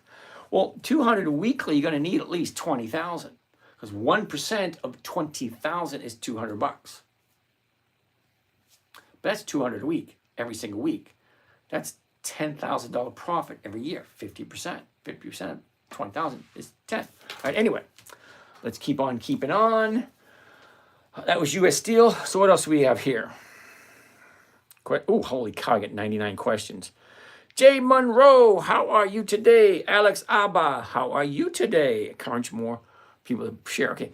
How about KHC? Jay Moore, let's take a look at Heinz ketchup. KHC. Ooh. Now I'm going to say no to KHC. Not that I don't like it, but look at where we are. We're actually at the bottom of the year. Now this is one I will just take a look at it and I'll keep my eye on it because it's at the low of the year. You're going to make the most money buying low, selling high. Well, Kraft Heinz is over 100 years old. They've consistently increased their dividends for over 5 decades. They're consistently profitable every single year. However, as she's dropping, not time to buy. When she finds the bottom, turns around, goes back up. So I'm thinking maybe Friday, Monday, Tuesday, Wednesday, somewhere in that area will be a good opportunity to jump in if the numbers work. Right now, 28.67. The 29s are going for 27 to 33. So yeah, you'll get you 1% out of it if you like Kraft Heinz. Now, I do like Kraft Heinz. So I will keep my eye on it for the next couple of days. Find that bottom, turn them back around. Okay. Amazon, BB. What do I think about Amazon? Okay, BB, don't take this the wrong way. No dividends, no thank you. Amazon doesn't have dividends. Amazon has never been profitable. Sorry. It's me, Lex. Hey, I want to share. I made $70,000 since 2024 following your strategy. Cool beans, Lex. Way to go. Good for you. Layla, you're welcome. What the hell were you thinking? Trevor, you're absolutely right. All right, so let's keep on going. Southall, how are you doing? Flash, what if stock you're holding decreases over time? Well, Flash, that's what stocks do. Hold on, let's back up the truck for a bit. Okay, Flash, you ready? Here's the high right here, 39 bucks. Look, it's going down, it went up, now it's going down. That's what stocks do. It's going to get to a point where it finds its bottom, it's going to turn around and go back up again. Because what else do stocks do? They go up, they go down. They go up, they go down. Kraft Heinz has been around for over 120 years. 120 years. You don't think they've seen this before? Forget about the numbers. Okay, don't pay attention to the numbers or the dates. Do you see this movement right here? You think Kraft Heinz hasn't seen that before? Okay, well, it's here now. 2862. Does it make sense now? Not this. That's the past. Nothing you can do about that. This is where we are now, going forward. All right, doesn't make sense to jump in now. This company's been around for over 100 years. They've consistently increased their profits every single year. So why would you not? That's the question. Right. Next. Can you share 5 rules? Southall, yes, I can. You ready? First and foremost, there's 5 criteria. Criteria means I'm teaching a 9-year-old how to invest. It had to be simple, safe, predictable, consistent, and no way for her to lose. That last one is going to be a little tough for you guys because I have no control over what you do. But I did have control over what my daughter did, and I did say, honey, if it's not on the list, don't go near it. I have no control over what you guys do, though. All right. 5 rules. Rule number 1, never buy something you don't understand. It means you should know what the numbers look like. What do I mean by that? What's the 52-week high? What's the 52-week low? How consistently have they been profitable? And do they have dividends? What's the current yield? What has it done in the past? Okay, that kind of information. Don't buy something unless you understand it. This is your hard-earned money I'm talking about. All right, rule number 2. Never sell at a loss. It defeats the purpose of the game. And it is a game. Don't kid yourself. Rule number 3, make sure the company's consistently profitable. If you have to, look at the annual reports for the last 20 years.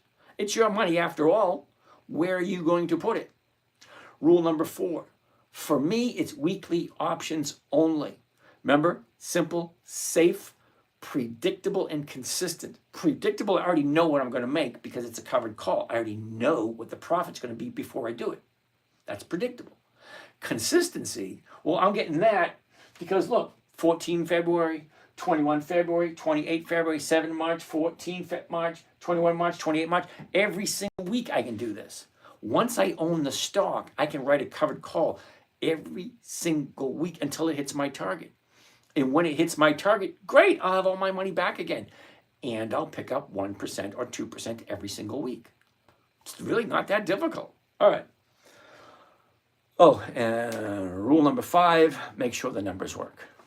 All right, next. We still have 99 questions to go through. All right, Shumley. Shumley, are you serious? TXRH, I never heard of it. Now, Shumley, I've been doing this long enough to say with confidence, if I've never heard of it, most likely it's going to be a no. TXRH. Oh, imagine that, it's a no. Okay. When I say 20 years of consistent profitability, hey, this might have it. But it doesn't have weekly options, which means I can only do it once a month, and once a month just doesn't work for me.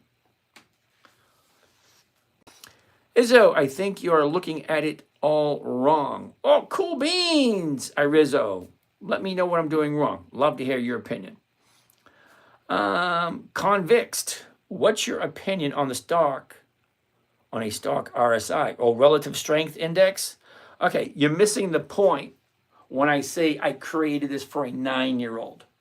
Now, if I asked you if you understood what the relative strength index is, where it came from, what it means, how to measure it, and the significance of doing it when it's low as opposed to doing it when it's high, would you understand all that? Well, a 9-year-old sure as shit ain't going to understand it. So, yeah, no. It's simple. Is the stock going up? Is the stock going down? That's it. Is the stock going up? Is the stock going down? Is it more than 1% or is it not? It's actually that simple. Adults have a tendency to make it more complicated than it needs to be. MF2002. You want to be invited as a host. I'm going to have to decline because I have no idea who you are. Anthony Garcia wants to take a look at Hershey. We'll get to that in a second. What stock pays 1% weekly? Lalo, you're just new here. Okay, sit back, relax, watch it, see if it makes sense, and then you'll see what stocks actually do fit and which ones don't. Makes sense what you talk about. I don't know anything about investing, but I want to learn. Thank you for the information. Helpful. All right, lay low. I'm here every single night, 9 p.m. to 11:30. Okay? I don't charge anything for it. It's free for the asking. Or you ask as many questions as you like. Just make sure you stay on topic. Simple, safe, predictable, consistent 1% per week is what I'm looking for. Pre-qualified dividend stocks, and those are companies that are consistently profitable. I have two criteria only. 20 years, 2 decades, 20 years of consistent profitability. That's one. Second is weekly options. That's it. There's 9,875 companies to choose from every single day. Two criteria will eliminate 98% of everything else.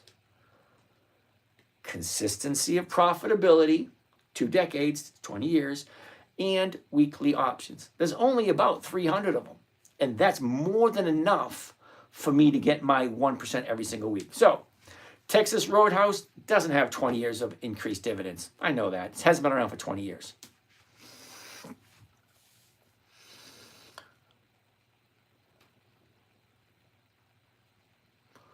Do I know halal dividend stocks? No, I don't.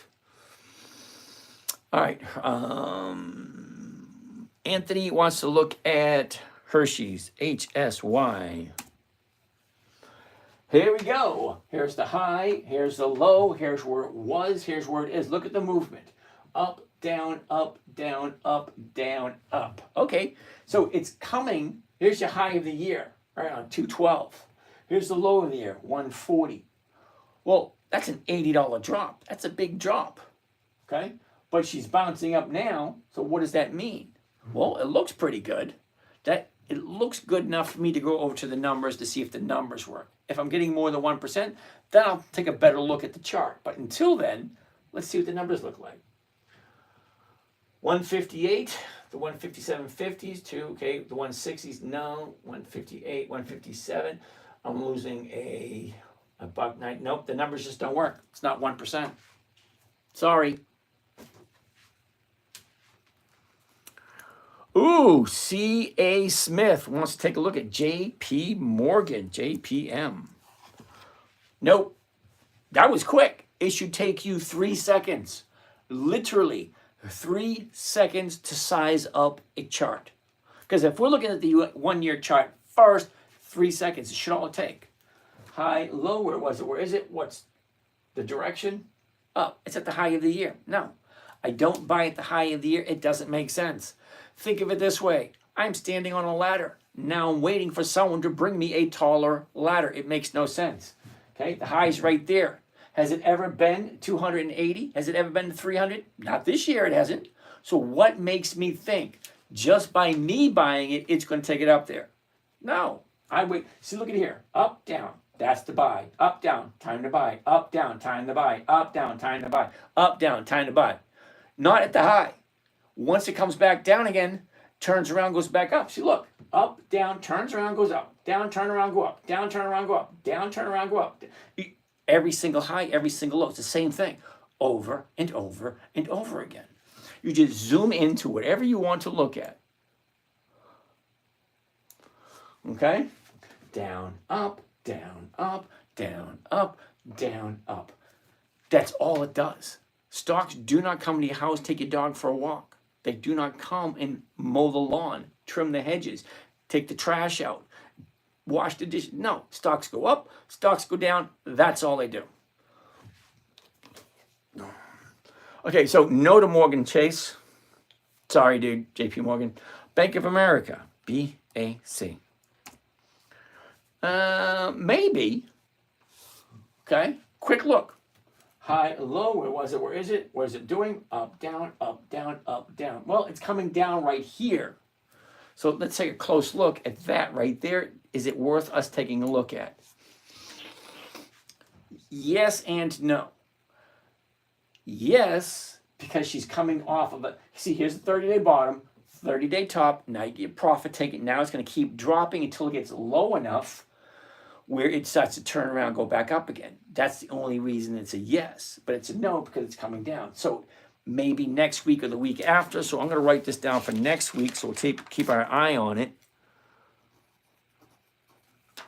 Okay.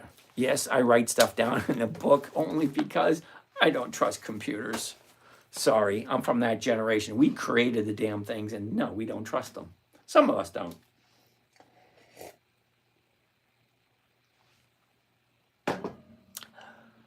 All right, no to Bank of America. Sorry, Smith. Pradeep Kumar, how are you today? Now, this is entertainment. Yoshibi, how are you today? Layla, that was quick, yeah. Uh-oh. Irizo, dude. All right, now, Irizo. Now, you and I haven't exchanged very much of anything. But so far, by seeing all the things you're requesting me to take a look at, dude, you're definitely in the wrong place.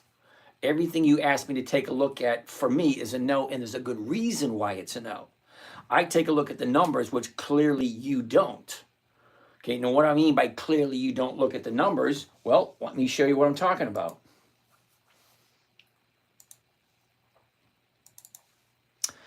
JEPI. Okay, here's JEPI. This is what I mean you're not looking at the numbers. The very first dividend was 2020. Do you see it right there? July 2020. That means this thing is 4.5 years old. So when I say 20 years, 20, 20, or 20, 20, whatever, 20 years. This is 4 years, 4.5 years. So what makes you think that's fits? But hold on. Kind of gets worse. Hold on a second. Let me show you what I mean.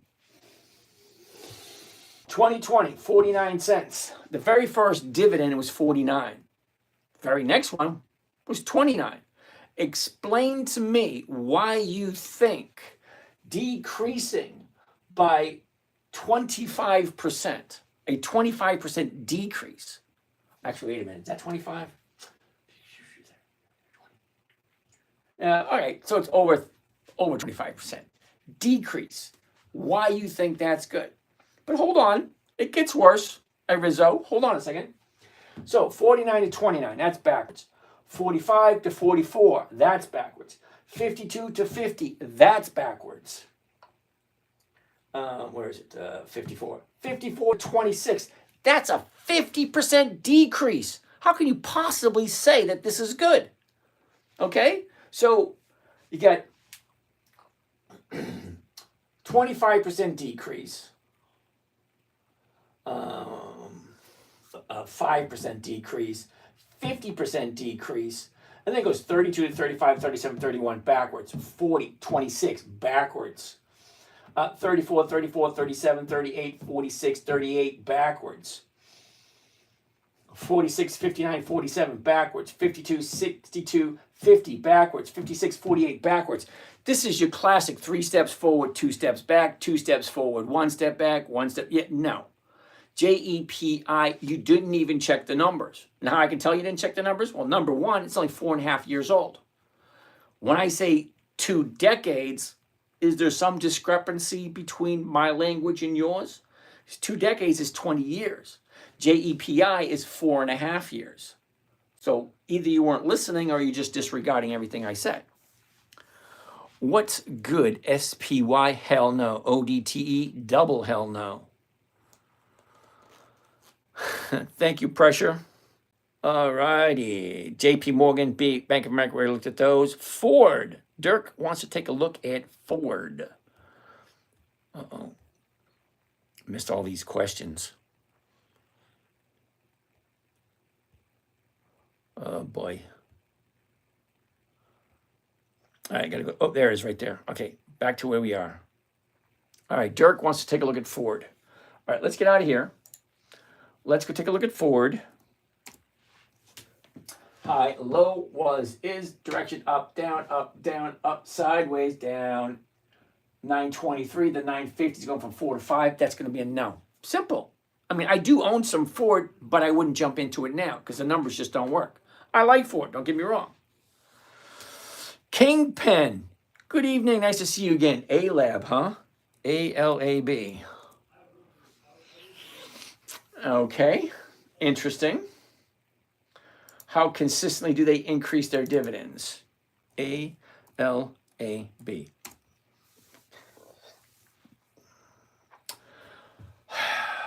There are no dividends in a selected time period. Sorry, no. Kingpin, you should know that one. Oh, Big Task likes Yum. Did you know that Yum Brands, Y-U-M, used to be a dividend king? They decreased their dividends. They got booted. Now they got to start over again. So they're not quite back up there yet. But let's take a look at Yum.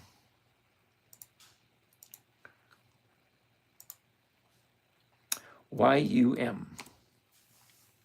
Okay. High, low, where was it? Where is it? Down, up, down, up, down, up, down. It's at 260. The 260 is going for 660. Holy shit. I'm looking for $2.60. It's offering 6. That's almost 3%. But the question is, do you like Yum Brands? No, don't. Okay. So, a year ago, we're at 370. We top out at 406 back in the middle of July. Okay, and then we bottomed out the beginning of October, all the way down to 212, 213. Shoots up, pulls back. Look at this. High, low. Where was it? Where is it? Up, down, up, down. Okay, that's the current direction. That's the momentum. That's where she's going. The last 30 days, okay, down, up, down. Here's the new 30-day bottom. What usually happens on a 30-day bottom? It usually goes back up.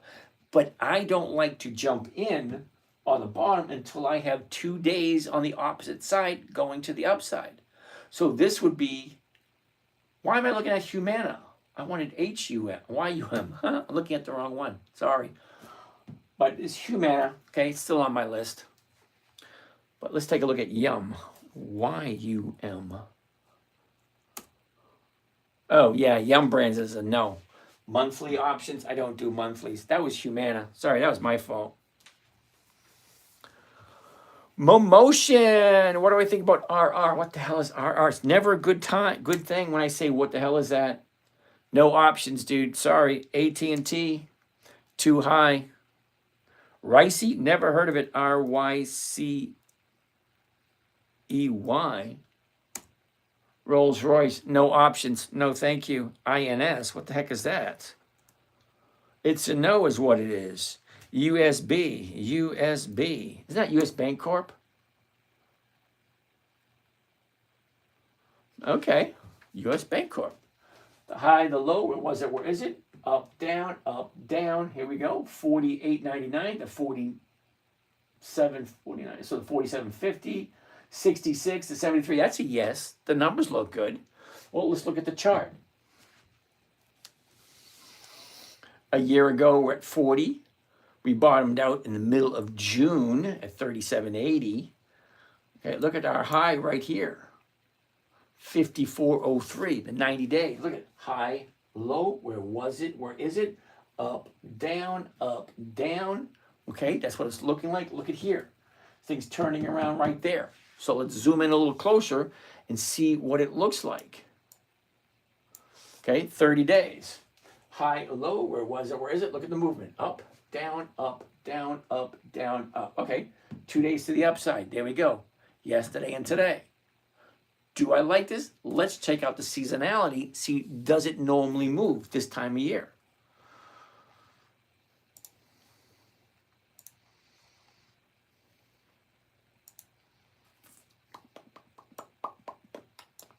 Okay, we are right here.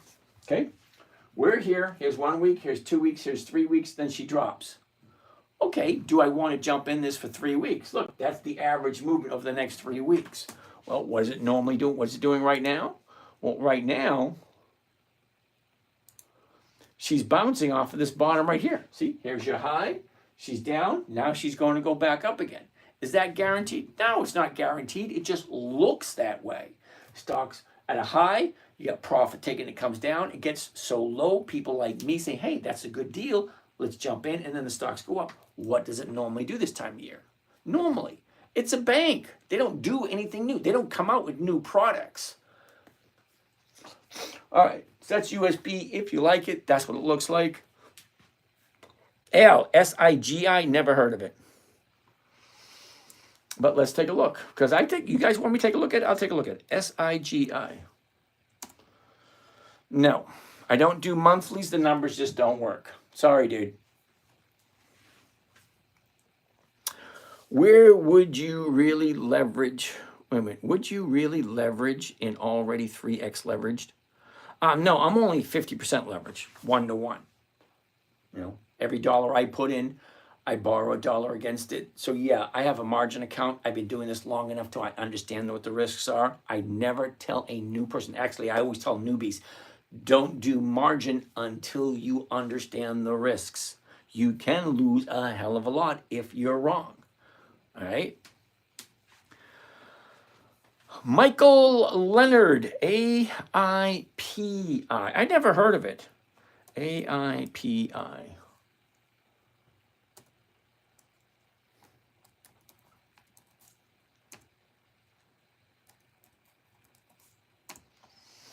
Yeah, no. Right? Monthlies, the numbers just don't work. Sorry. Okay, we already looked at USB, Bradley. Sorry. Motion. What about Rich Tech Robot? Isn't that RR? No options, dude. No. Uh-oh. Jesse wants to take a look at BBAI. BBAI. He just wants me to say no. All right.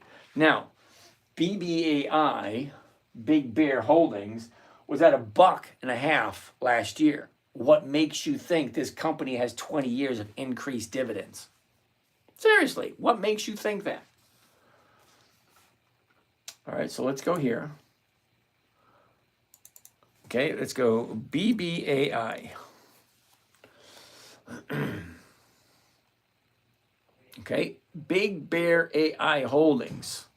Okay, so when I say never invest in something you don't understand, if you understood this, Jesse, if you understood that there are no dividends for this company, why would you mention it to us? The name of the show is Dividend Stock Talk. And then the subtitle is Dividend Investing for Weekly Cash Flow. Yet, BBAI has no dividends. And don't think I'm going to let you get away with this either, Michael Leonard. MSTY has no dividends either. Both of those are no. Okay? And Momotion, I just told you, RR, Rich Tech Robotics, has monthly. No. RYCEY, Rolls Royce, sorry, no dividends. I mean, no options. FHTQQQQ isn't a company. Yeah, I know that. TQQQQ is an electronically traded fund. You're giving your money to a computer to invest for you. Okay, nothing wrong with it if that's what you're with. Do I like McDonald's? MCD, MCD. Oops. Let's get rid of that. MCD. Mickey D's. No, not this week. I'm not saying no for I don't like it. I'm saying no because it's at the high of a 30-day period and profit taking's already started. See the big gap up right here? 30 days ago, 277. Now you're at 312. That's a big jump. Okay, today, profit taking has already started. So this thing's going to start to come down. That's just my opinion. Never blindly trust anyone on YouTube. Do your own research. I just point and click. Okay, these are the numbers. They're not my numbers. This is what's available from any financial website or any trading platform that you may use. All right, let's keep on going. No, it is not. All right, Michael Leonard, thank you. What do you recommend for weekly ones? Making a difference. making a difference. How are you today? Now, you're new here, your very first time here. Thank you for interacting. You got to be a little bit more specific on your question because that is a little subjective. So many of those weeklies lose value after dividends are paid. Well, Michael, you're absolutely 100% correct. I applaud you. You're 100% correct. I am telling you, you are right. Okay? But I also said earlier that you were not paying attention to. I don't want to collect the dividends. I want to buy it before the dividend is paid, grab my 1%, get the hell on out, and then move on to another company. Okay? IWMY. No. IWMY. IWMY. Okay. I can tell you right now, Michael, that's a hell no. I don't do monthlies. The numbers just don't work. Okay? I don't do those. The numbers just don't work. Weekly options only. Okay, so now we have another one. Free Willy. Another person who doesn't listen. SCHD. Seriously, dude. Check the numbers of SCHD.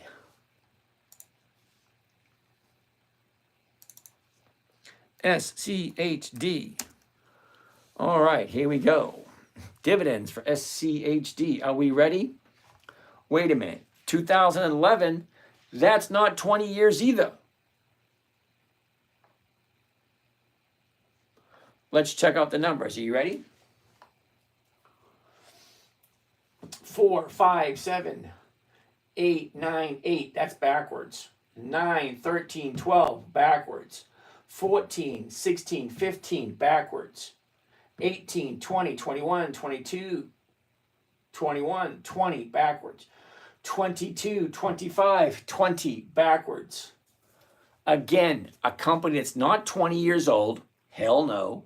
Again, a company that's not consistently profitable. The numbers go up, the numbers go down. I don't know why you would invest in a company that's not consistently profitable when there are companies that are consistently profitable. Okay? SCHD is not. Sorry. Thanks. I appreciate the info. Hope to join in again. Hey, I'm here. Just let me know. Patrick, always making money on Intel. I am. I hope you are too. Is Intel a dividend maker? Yes, it is. Chase and Jack, James, can I do this with my money in a Roth IRA? Yes, you can. All right, this is funny since Intel actually pays quarterly dividends. Yes, Michael, they do.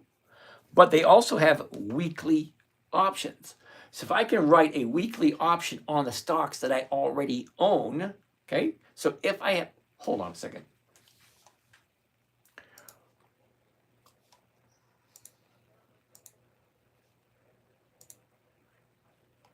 Intel, right here. Okay? I already own Intel. My average price is $20.70. I sold the $20 call option and I got 71 cents. That is over 3% for 1 week. If I do that every single week with Intel, I can make over a 50% profit on Intel alone. So why would I sell if I make over 1% every single week with Intel? And yes, Intel does have dividends once every 90 days. Am I looking for the dividend? No, I'm not looking for the dividend. I invest just before they pay the dividend because just before they pay the dividend, the stock has a tendency to go up. And if I know when the stock is going to go up, knowing that is only half the equation. What trading strategy do you use when you know a stock is going to move? Now, stocks move for 2 reasons and only 2 reasons, and do not kid yourself that there's a third. There isn't. There is a known reason, which we know why it's moving, and there is the unknown reason. I mean, it's moving for a reason, but we don't know why. Well, what's an unknown reason? Well, an unknown reason could be a heart attack. CEO of the company could have a heart attack, and it could affect the stock, and the stock could drop. We don't know when that's coming. A natural disaster. Flood, storm, hurricane, tornado, earthquake, brimstone and fire from wherever. We don't know when those things come. That is an unknown reason. You can only react to that. A lawsuit comes out of nowhere. You do not know it's coming. It just shows up. That is an unknown reason. You can only react to those. You can't plan on those. Those are not predictable. Those are not consistent. Second reason, a known reason. Something you know is coming up. So what do you know that's coming up? Well, I know Valentine's Day is coming up. What the hell does that mean? If you only knew. Valentine's Day is coming up. Hershey's goes up just before Valentine's every year. Why? Why do you think? Well, the holiday. You got Valentine's Day, and then right after Valentine's Day, you got Easter, the two biggest chocolate days of the year. So yeah, Hershey's goes up in the first couple of weeks just before Valentine's Day. What else do we know? Well, certain stocks move just because of the weather. Winter, spring, summer, fall. Companies run differently in the summer than they do in the winter. It comes every year. You know what also comes every year? Earnings reports, dividends. Those are known factors that affect stock price. Just before the dividend is paid out, stocks have a tendency to go up. So we know 4 times a year when a stock is going to move. It makes sense. Okay? Anyway, 1 or 2 reasons. Okay, so yeah, my price, 2070. I sold off the 20s. I picked up 68, 83, 140 per share. That's more than 1%. That's more than 2%.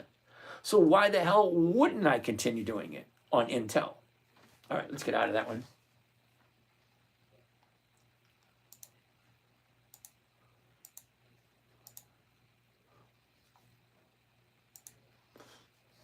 All right, so no to that stock. Let's keep on going.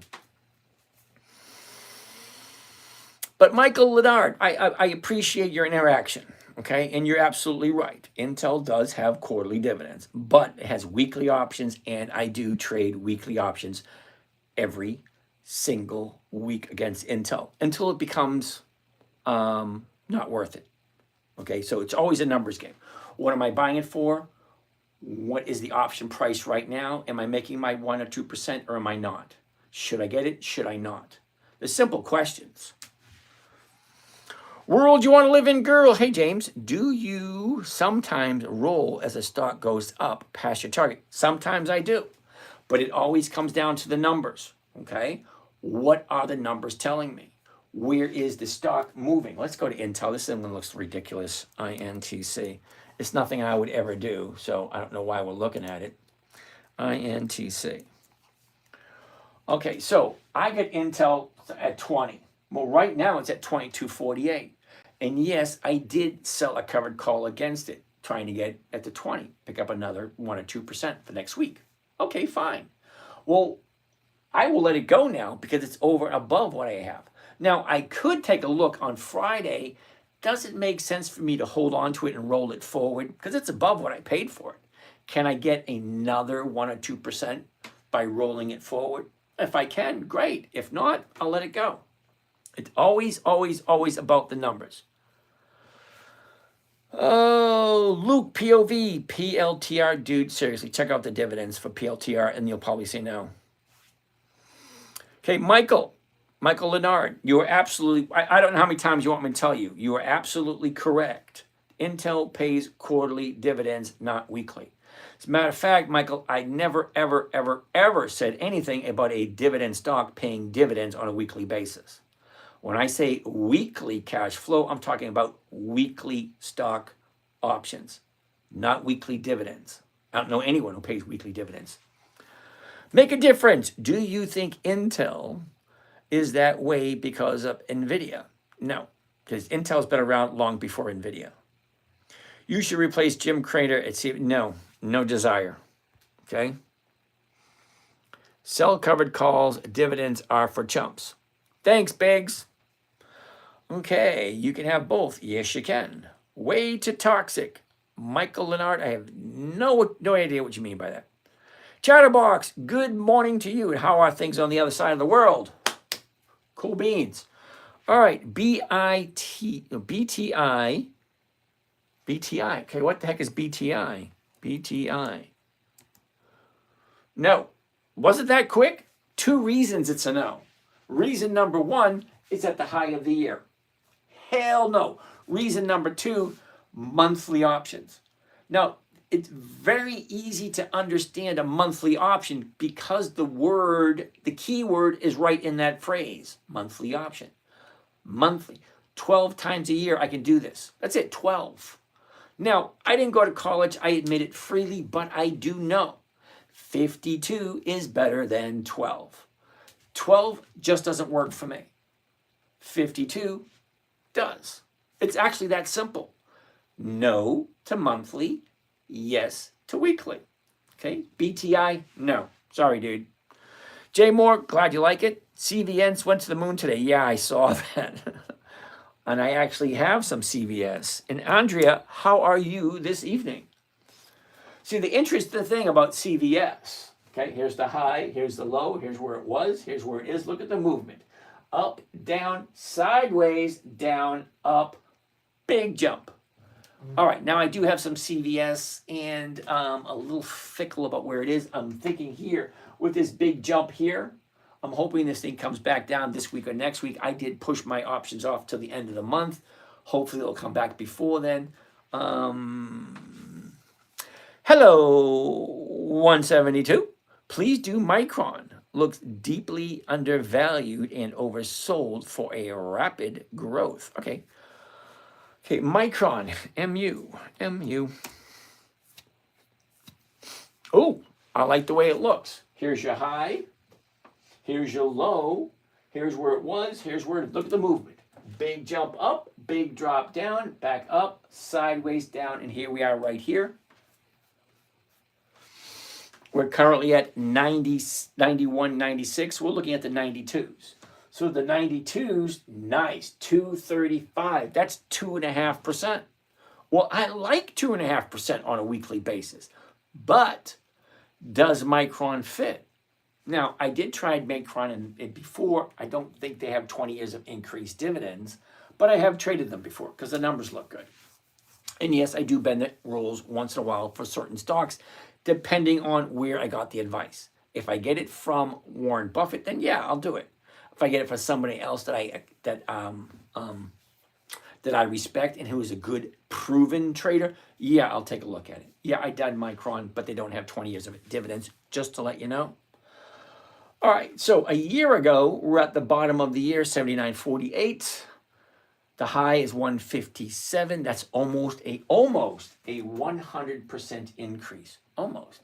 From 79 to 158, it's almost 100%.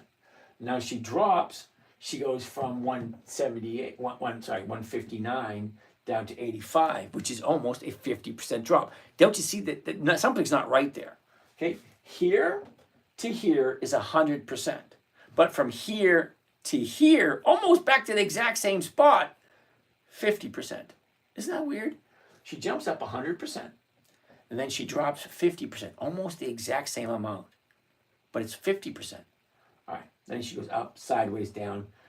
So, do I like it? Yeah, I like it. Will I trade it? Yeah, I will if everything looks good. Okay, last 90 days or the last 3 months, look at the movement. Okay, sideways, up, down, up, down, up, down. Okay, what's it doing next? Can't really tell. Let's zoom in a little bit closer. See what it looks like for the next week or two. All right. Down, up, down, up, down. Well, look at where it is. 1, 2, 3, 4, 5 times it tried to go below 87 and it didn't go. That's what you call some pretty good support. 5 times. 1, 2, 3, 4, 5. And it just wouldn't go lower. Okay, so this may be the low of the year. Might be. Ask yourself the question. Buying low, selling high is a great idea. You can't get any lower than the low of the year. So, what do the numbers look like? Currently at 92.20.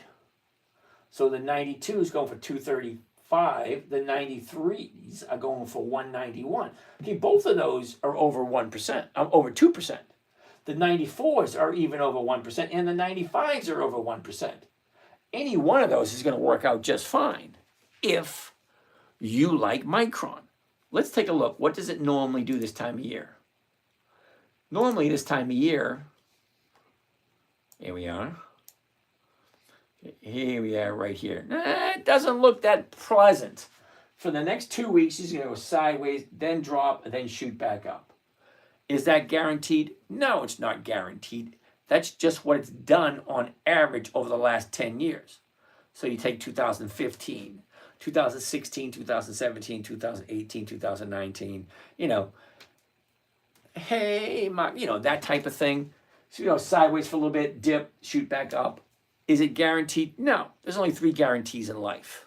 Okay? Death, taxes, disappointment. Get over it. It is what it is. Okay? Either you like Micron or you don't. All right, let's move on. Let's keep on keeping on. Keep on, keep it. All right, here we go. Next.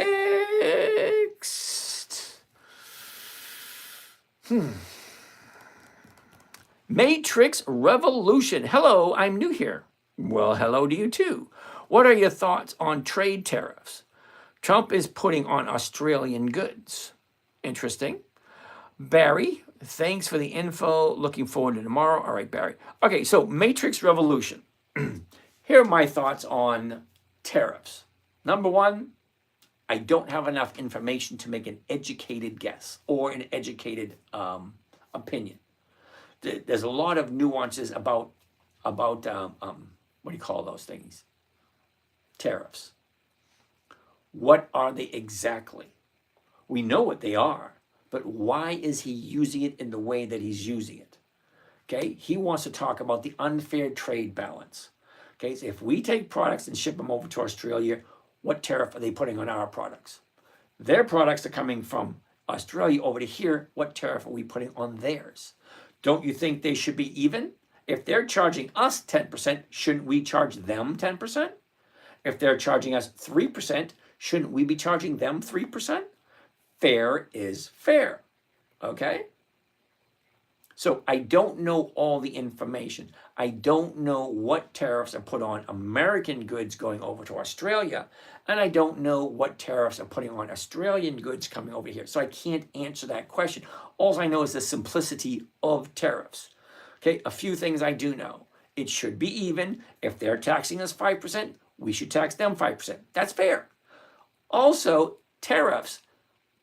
Let's understand our history. From 1776 until 1913. Count the years.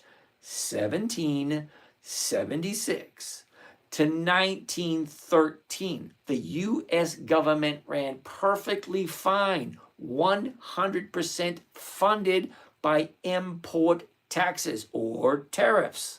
100% of the government's spending came from tariffs. Until 1913, we started paying that shit. And if you've been paying attention to Doge, you see what they're paying paying with our money.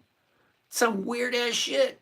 So tariffs, don't get me started on politics. Let's keep on doing what we're doing. Micron, if you like it, great. Those are the numbers. If you like it, that's it. Do you like it? Does it make sense? Okay? Please, let's stay away from politics and religion.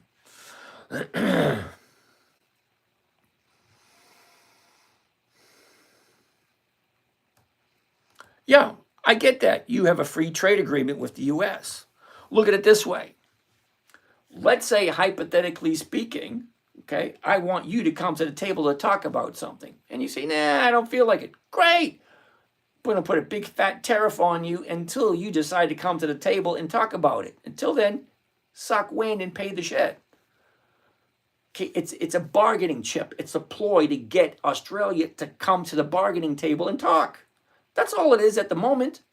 Okay, you don't want to play the game, fine. You play by the rules of the person who's on the court. You don't want to get in the court, you don't want to get in the ring, you can't complain about the rules.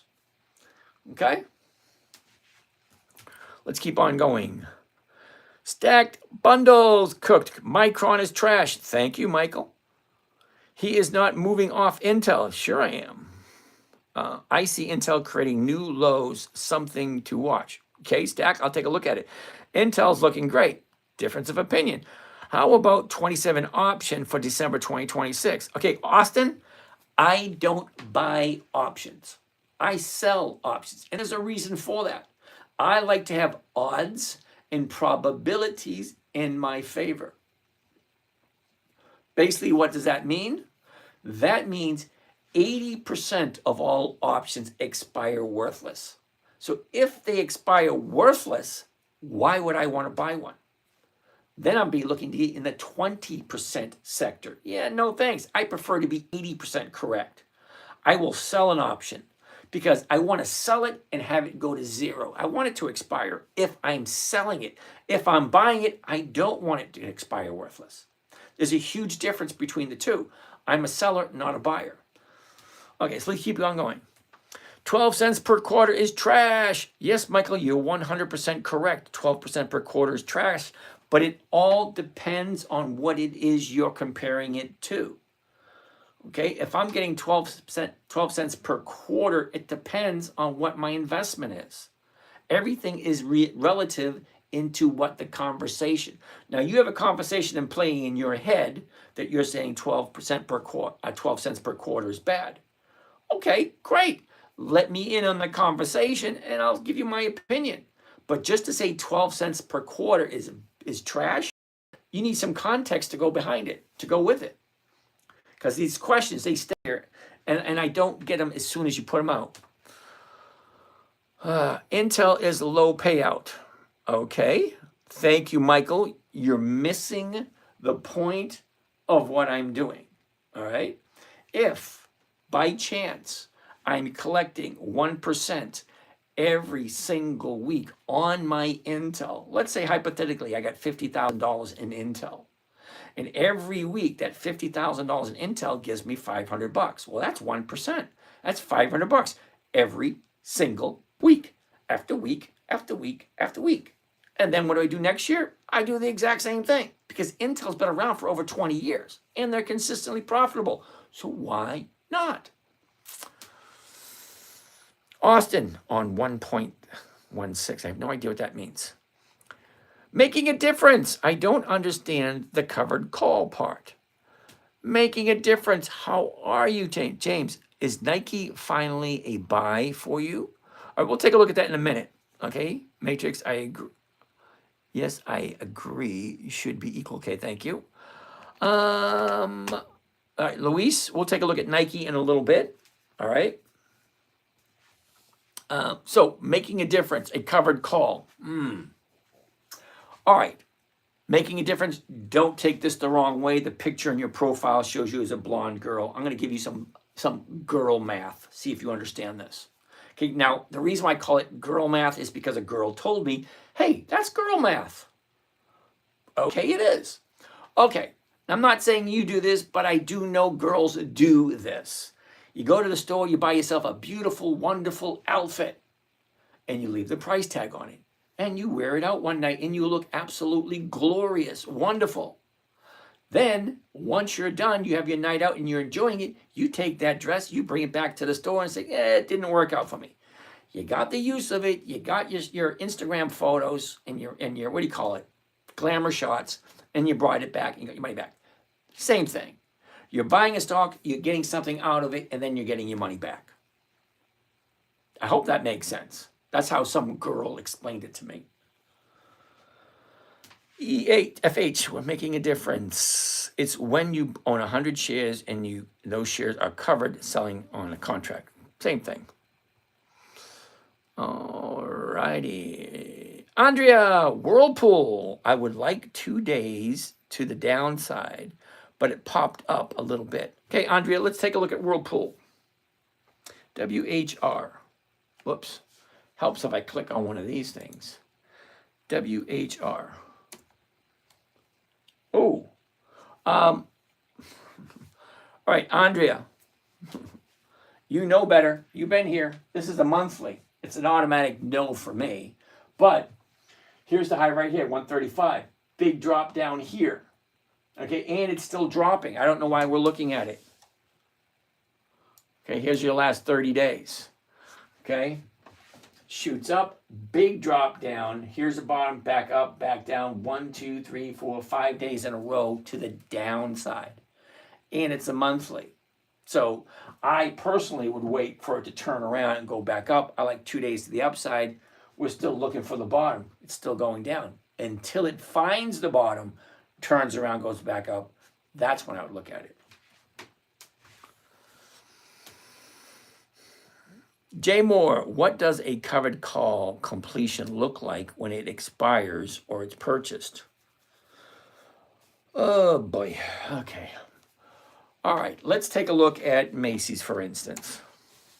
Okay. Oh, no, that's just weird. I hate it when it does that. Okay, so here's Macy's right now. Here's the high, here's the low, here's all the movement, blah, blah, blah, all that kind of stuff. Let's look at the last 30 days. Okay, look at your last 30 days. Big drop, here's your bottom, shoots up, profit taking starts. Here we go, we turn around, here's the bottom, 1, 2, 3 days to the upside. Great time to jump in. Okay, covered call, what does that mean? Well, the stock is currently at 14.78. The safest trade would be the 14.50s. Well, that's right here. It's paying 50 cents a share. Okay? The 15 is going for 25 cents a share. Both of those are over 1%. So if I buy the stock, let's say hypothetically I buy the stock tomorrow morning, 14.91. I sell the 15. Okay? I'm selling somebody the right to buy it from me at $15, which is more than what I paid for it. If I'm paying $14.91, okay, that means tomorrow morning at 9:30 a.m., I will own the shares at $14.91. I will instantaneously, as soon as I buy them, I will sell somebody the rights to buy it from me for 15, which is 9. Now, 9 cents is not a lot of money, but right here is what I'm looking at, 25. So I'm collecting 25 cents a share for each share that I have. Now, I know it doesn't sound like a lot, but let's do the numbers, okay? All right, let's get this out of the way. Let's change this to covered stock. Okay, and it's at 14. It's at 14.91 at the moment. So I want to buy the I want to buy the stock and sell the 15. Okay, here's that right there. Let's just do one contract. Market order, so it fills first thing in the morning. This is what it sounds like. Now I'm going to go over everything just a minute. Hold on. Buy one covered call, Macy's 100. Those are the weeklies. 21 February 25. That's next Friday. That means whoever buys this option from me has between when they pay for it and 3:59 p.m. Friday the 21st, which is next Friday. Because at 3:59 p.m., you have less than 1 minute to make your trade before that option expires and becomes worthless if you don't exercise it. Which means you call up your broker and say, I would like to exercise my right to buy this at 15. That's it. I'd like to exercise my option to buy it. And then they buy it from me at 15. Then I have all my cash back on Monday, and I get to do another one and collect another 1%. So if I buy the stock, I own it at $14.52. And then I sell somebody the rights to buy it from me at 15. I pick up $48. I know it's not a lot of money, but we're going to go with a percentage in a second. If it's above 15, I get all my money back, and I get to keep that. What is that? Well, we need the calculator for that one. Clear that. The profit's $48.50, $48.50. See, right there, maximum profit. Now, when I say I want a simple, safe, predictable, I already know what I'm baking before I even do it, and consistent. I could do this every single week. Okay, this week I'm getting $48 per contract. Maybe next week I'll get $50 per contract. The week after that I might get $40 per contract. But I can do it every single week until it hits my target. And what's my target? Well, my target is anything above what I just paid for it. If I'm paying 1478, I want more than 1478. It's basically that simple. And I will keep doing it every single week until I hit my target. And I'll get in 1% every single week. Why not? It's 50% a year.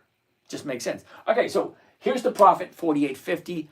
To figure out your rate of return, you take the profit, 4850, and you divide it by what the investment was, 1,452, divided by 1,452, and that gives me a rate of return for the week, 3.3%. 3.3%. Okay, 3.3%. Well, let's multiply it by 52 because there's 52 weeks in a year. Okay, multiplied by 52, and that is 173% return for the year at 3% a week. Okay, I'm only looking for 1%. 1% a week is over 50% per year, and that works for me. You guys have to figure out what makes sense to you and what is okay for you. How much time do you have to devote to it? How much money do you want to throw into it? What kind of realistic numbers do you want? And number one, does it make sense? All right, let's keep on going. What does the competition completion look like when it expires or it's purchased? You get your money back. That's basically it. Lone Wolf, dude, I haven't heard from you in a while. I wish I could sit down with someone that knows this. I need someone to show me once. Okay, see, Lone Wolf, I actually do have a morning trading group where you can watch over my shoulder as I trade 3 accounts. Now, I have 7, but I share 3 of them publicly. So you can go to my website right there, and see all the trades that I've done last year. Okay, I haven't put up the ones for this year yet, only because I'm trying to get caught up with the end of year stuff. And this is not my thing. This is just a hobby. But these are all the numbers that I did this year. Intel, Kohl's, Win. What did I make that week? That week I made 0.45? No, wait a minute. That's week 23. 0.6? Oh, that's terrible. 0.6. I don't make 1% every week. But for the most part, I do. All right, let's keep on going. Holy cow. Holy shit, we're past 11:30. Okay, no more stocks. Let's go over and answer questions because we got 99 questions. I wasn't paying attention. Sorry. P dot. Okay, I'm locked in. I have no idea what that means, but okay. Mikey G's in now. Lone Wolf, just pay attention. What yield do you shoot for? 1% a week. I just put money on stocks and they just sit there. Not sure when and what pays dividends. Lone Wolf, you should never invest in something you don't know or you don't understand. That's rule number 1. For me, anyway. It's different for everyone. Do I do Forex? No, I do not. Connor Holt, how are you today? Gurudine, how are you? Hi, can you please explain what dividends are? Oh, Gurudine, a dividend is a portion of the profits the company gives back to the investors. So when you put money into a company, okay, they take that money and they do business as usual, and you get a portion of the profits. That's what a dividend is. Okay, Luis, we have to do Nike tomorrow. Donald Duck, good job.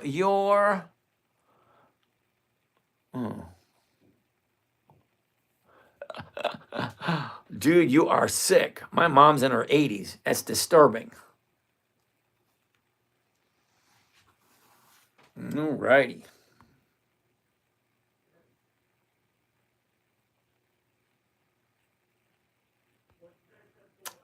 Anyway, let's keep it on.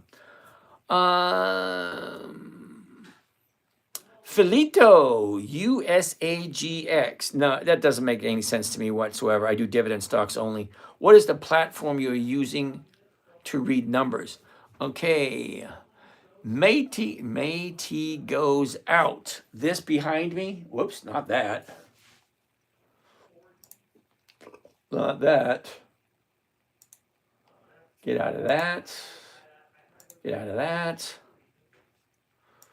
Get out of this. Go back to that.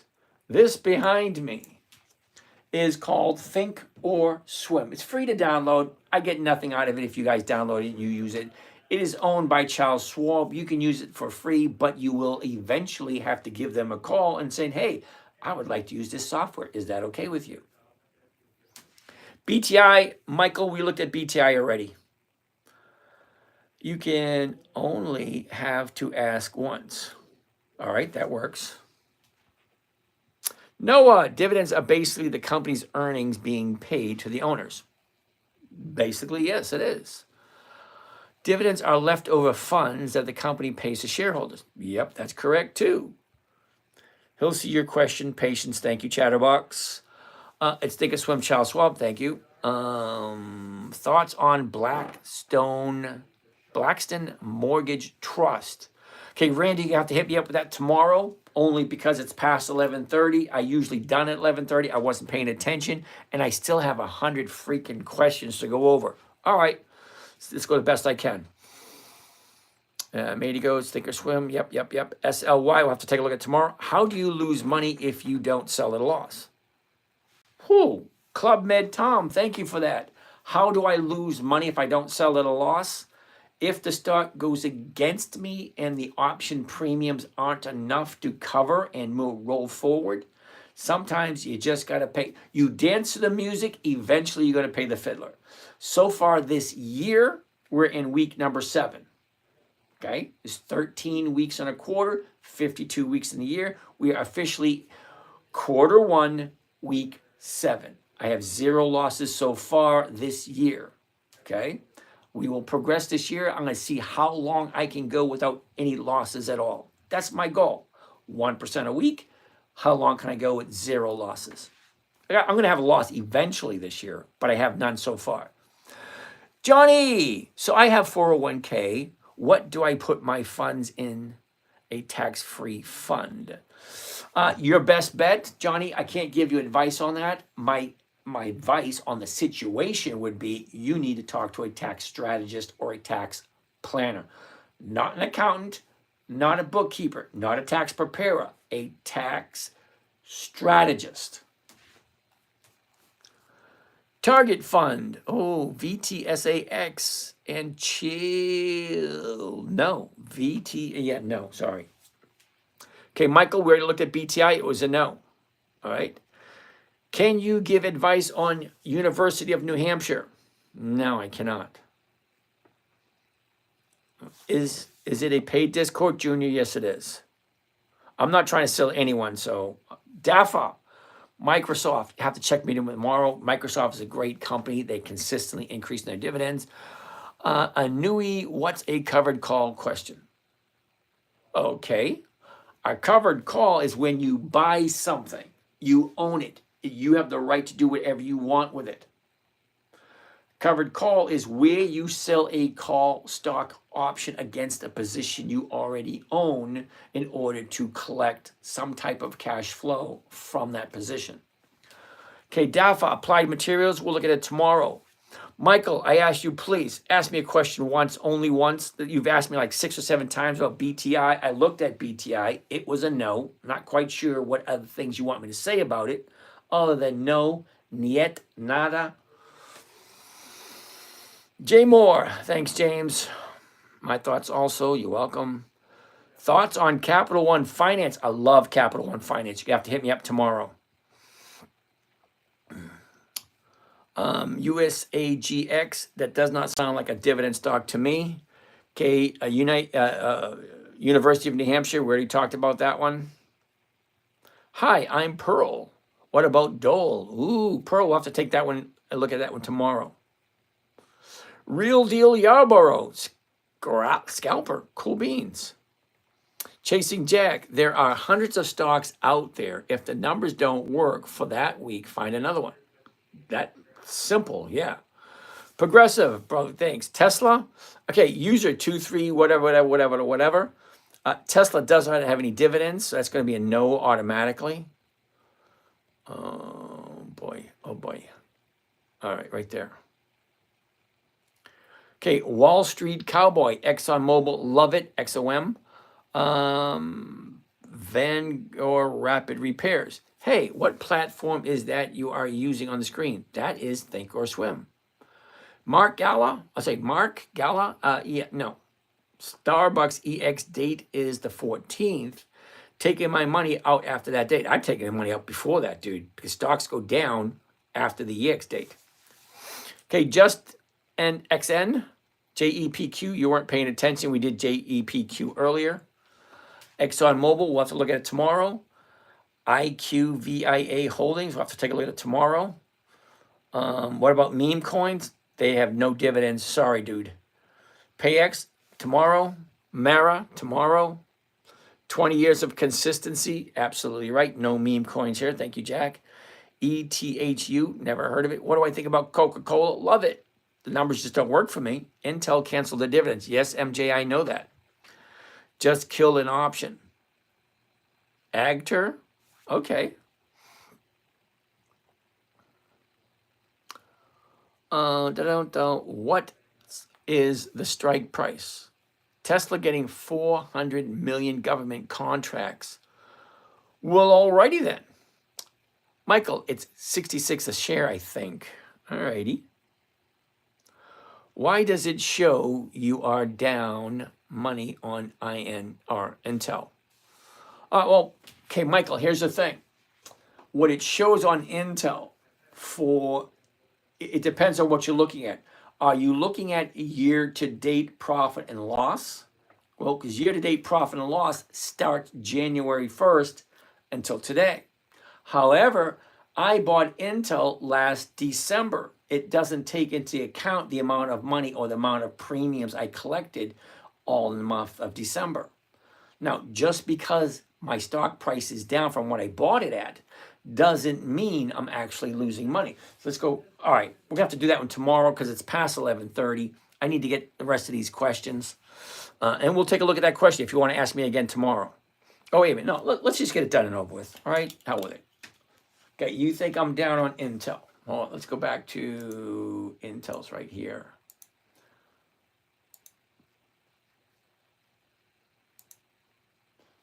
Intel right here. Okay. Profit and loss since open, 4,897. So you're right, I am down on it. However, okay, profit and loss year to date, I'm up 2,800. So which one is right? Which one is wrong? Profit and loss year to date, well, it's right for this year, but I bought Intel last December. So I brought it in from last year. So from when I bought it last year until now, yeah, I'm down 4,000. But for the year, I'm up 2,800. So it all depends on what you're looking at. I still own it. I have no intention whatsoever to selling it. And I get 1 to 2% every single week from it. Now, even though the stock is down from when I bought it for, I have no intention on selling it at a loss. So is it a loss? It's not a loss until I take it. And I have no intention whatsoever on selling anything at a loss this year. All right, so let's keep on going.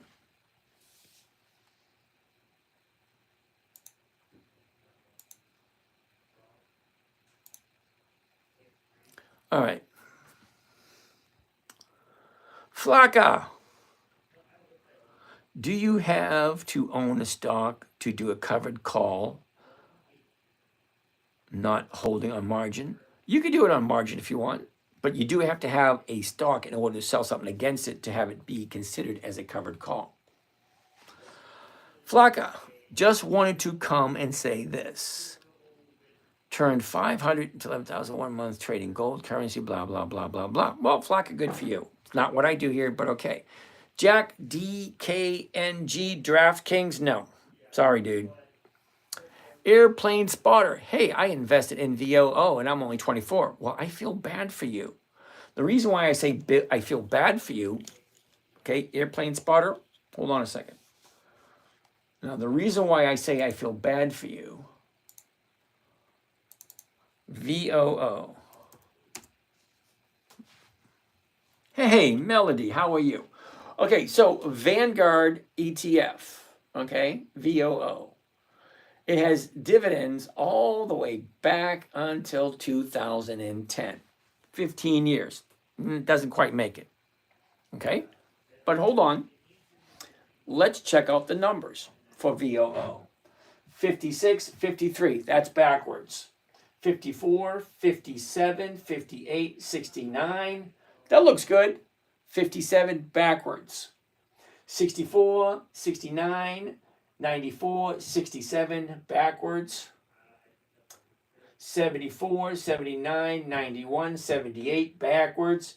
81, 88, 98, 90 backwards.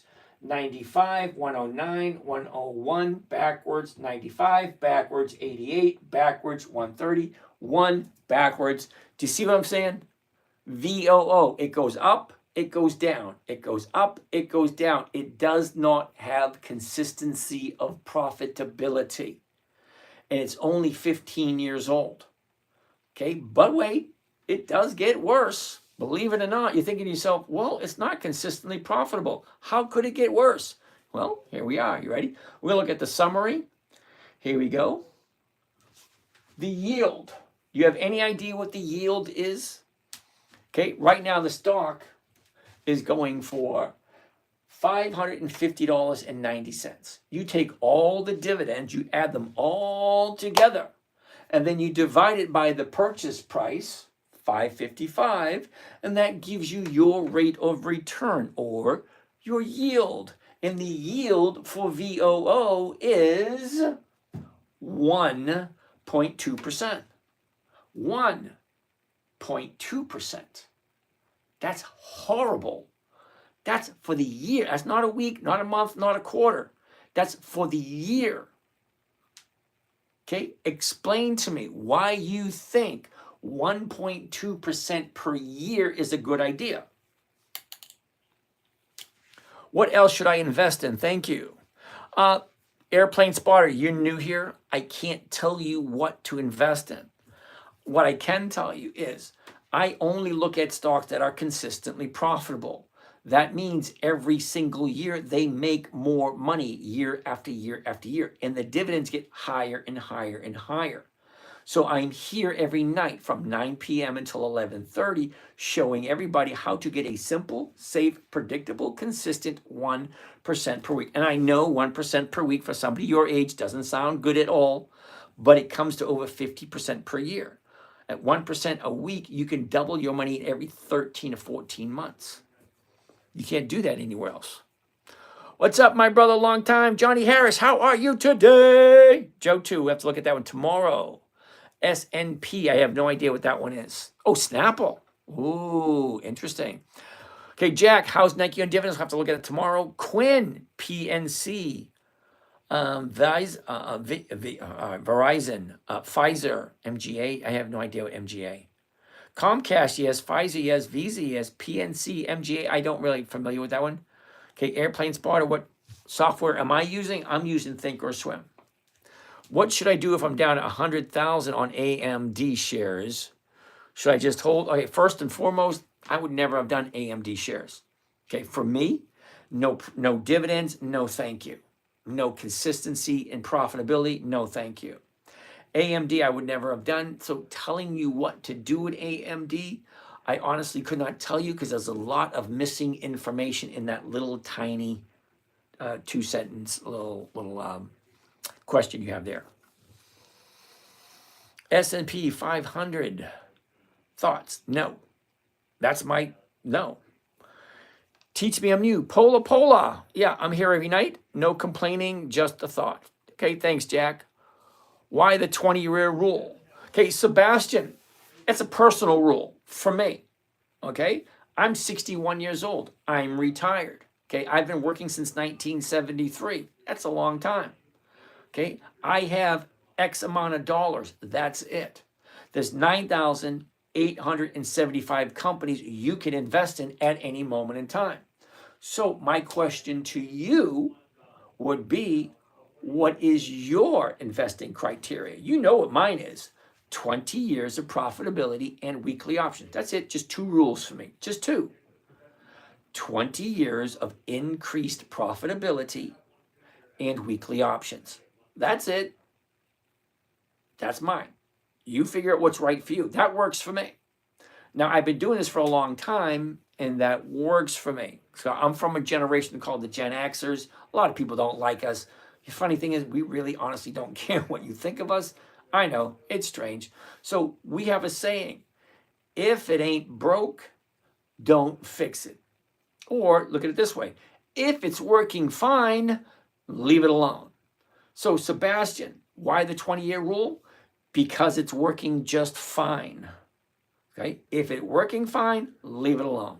It's that simple. Co-ed, what's happening? All right. Thank you for everything you do. Do not get told enough. Probably not. Chasing Jack 20 years, Kate, got that. What publications and resources would you recommend? Okay, I like the book by Wade Cook called The Wall Street Money Machine. It's a simple read, okay, and it's short too. Caldwell Cutie, how are you today? Tariffs are being used as a weapon here because they are not replacing taxes with tariff. It's based. Okay. Caldwell Cutie, please educate yourselves. Thank you. Sebastian, you already asked me that question about the 20% rule. Jim, Super Micron, we're going to do that one tomorrow. What are covered calls? Oh my goodness. Jim, go over to YouTube and put in what's a covered call. Lots of videos there with explain to you exactly what it is. Lindarella, have a great night. We'll see you again.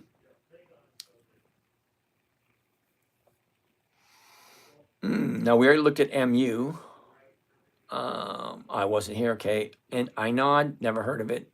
Godric, but that doesn't explain how to do a covered call.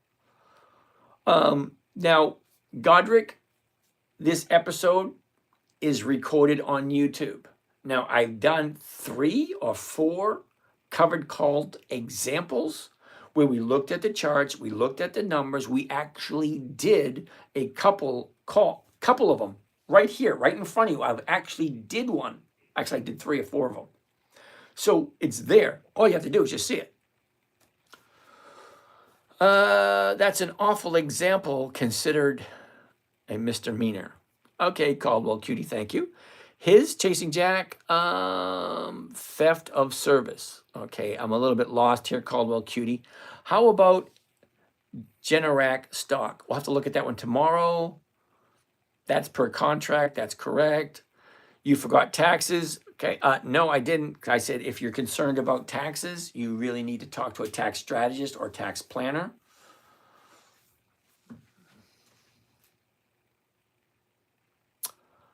What do I do with my 6 forward contracts on Friday sold at $9.50?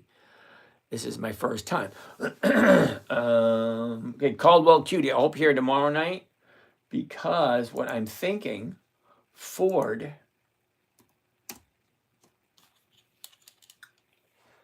is currently at 923. You do absolutely nothing with them and they'll expire worthless and then you'll own the stock and you get to do it again next week. Or you can just roll it forward, one or the other. Holy cow, 28 more messages. That's not what a dividend is, not tied to profits. Okay, I sold out of AT&T, got 700 profit, but it's still flying. Okay. Could you share which companies have good paying dividends? Ugh, nope, too many of them. Think or Swim, blah, blah, blah, blah, blah, blah. Okay, Sinbad wants to take a look at Kohl's. We're going to have to do that tomorrow. Pederek. What do I think about AJG? I think they're a solid company. We'll have to ask about tomorrow. AUR tomorrow. Caldwell Cutie, you're not explaining it. You're old people who don't understand the lingo, dude. Use generic terms. I'll see what I can do. Money Mike Ford. We'll see what we can do. Uh-oh. I seem to be done. Uh-oh. No. Ford we already looked at. How about and all right. Good morning, my friends. What is what you have about Pepe? All right, that's gonna have to be tomorrow. What's wrong? You lose every day it's down. No, Godric, I don't. What do I think of Tesla? I don't do Tesla because it doesn't have dividends. No profits, no dividends, no thank you. My mental has not been okay. All right, what do I think about Rolls Royce? Yeah, no. What about Dell? Love Dell. We'll take a look at tomorrow. Long-term DraftKings, yes or no? Or Ruben, I don't do anything long-term. Longest I've ever held anything is 9 months. Ruben, Spider, no, we already looked at that one. What do I think about Tesla? No, no dividends, no thank you. Jervison, Spider, yeah, no. Write a covered call on AMD monthly is like 5% per month. Okay, you have fun with that one. What screener are you using? I'm not using a screener. It's Dividend Kings, Dividend Aristocrats, Dividend Champions. Godric, how do you do that? What do you think about Tesla? That's like 5 people asked me about Tesla. No dividends, no thank you. Okay, Caldwell Cutie, AMD rug pulls every day. Okay. Are you investing in energy stocks too? Yeah. Any cash secured puts? Yeah. What do you think about Tesla right now? Nope. Thank you for what you do. You're welcome. Dream pulling. Interesting name. I'll try real hard. All right, creator. Short Palantir. I don't do Palantir. No dividends. No thank you. I will try to be here tomorrow. Alrighty. Hood. It's not 20 years old. That much I do know. Ruben. Macy's. No dividends. Not 20 years old. Okay. Macy's is over 100 years old. Okay. Oh, it's pre-recorded. No, it's not pre-recorded. Ruben, is your strategy work for someone in their 50s? Ruben, I'm 61. So I'm going to think, yeah. GRO, Jervasin. Let's take a look at that tomorrow. That is it. That is every single question. All right. Okay, can you explain an iron butterfly trade strategy? Nicole, I could, but guess what? I'm not going to. The reason why I'm not going to is I have to draw the line somewhere. Okay, I'm here every night for about 3 hours giving you all this free content. The strategy I'm sharing with you is the one I created for my 9-year-old daughter. Simple, safe, predictable, consistent, no way for her to lose. Average 1% a week, that's over 50% per year. If 50% per year is not enough for you, I cannot help you out. Okay? So, that being said, you guys have a nice night and we'll see you again tomorrow. All right? Have a good night, everyone.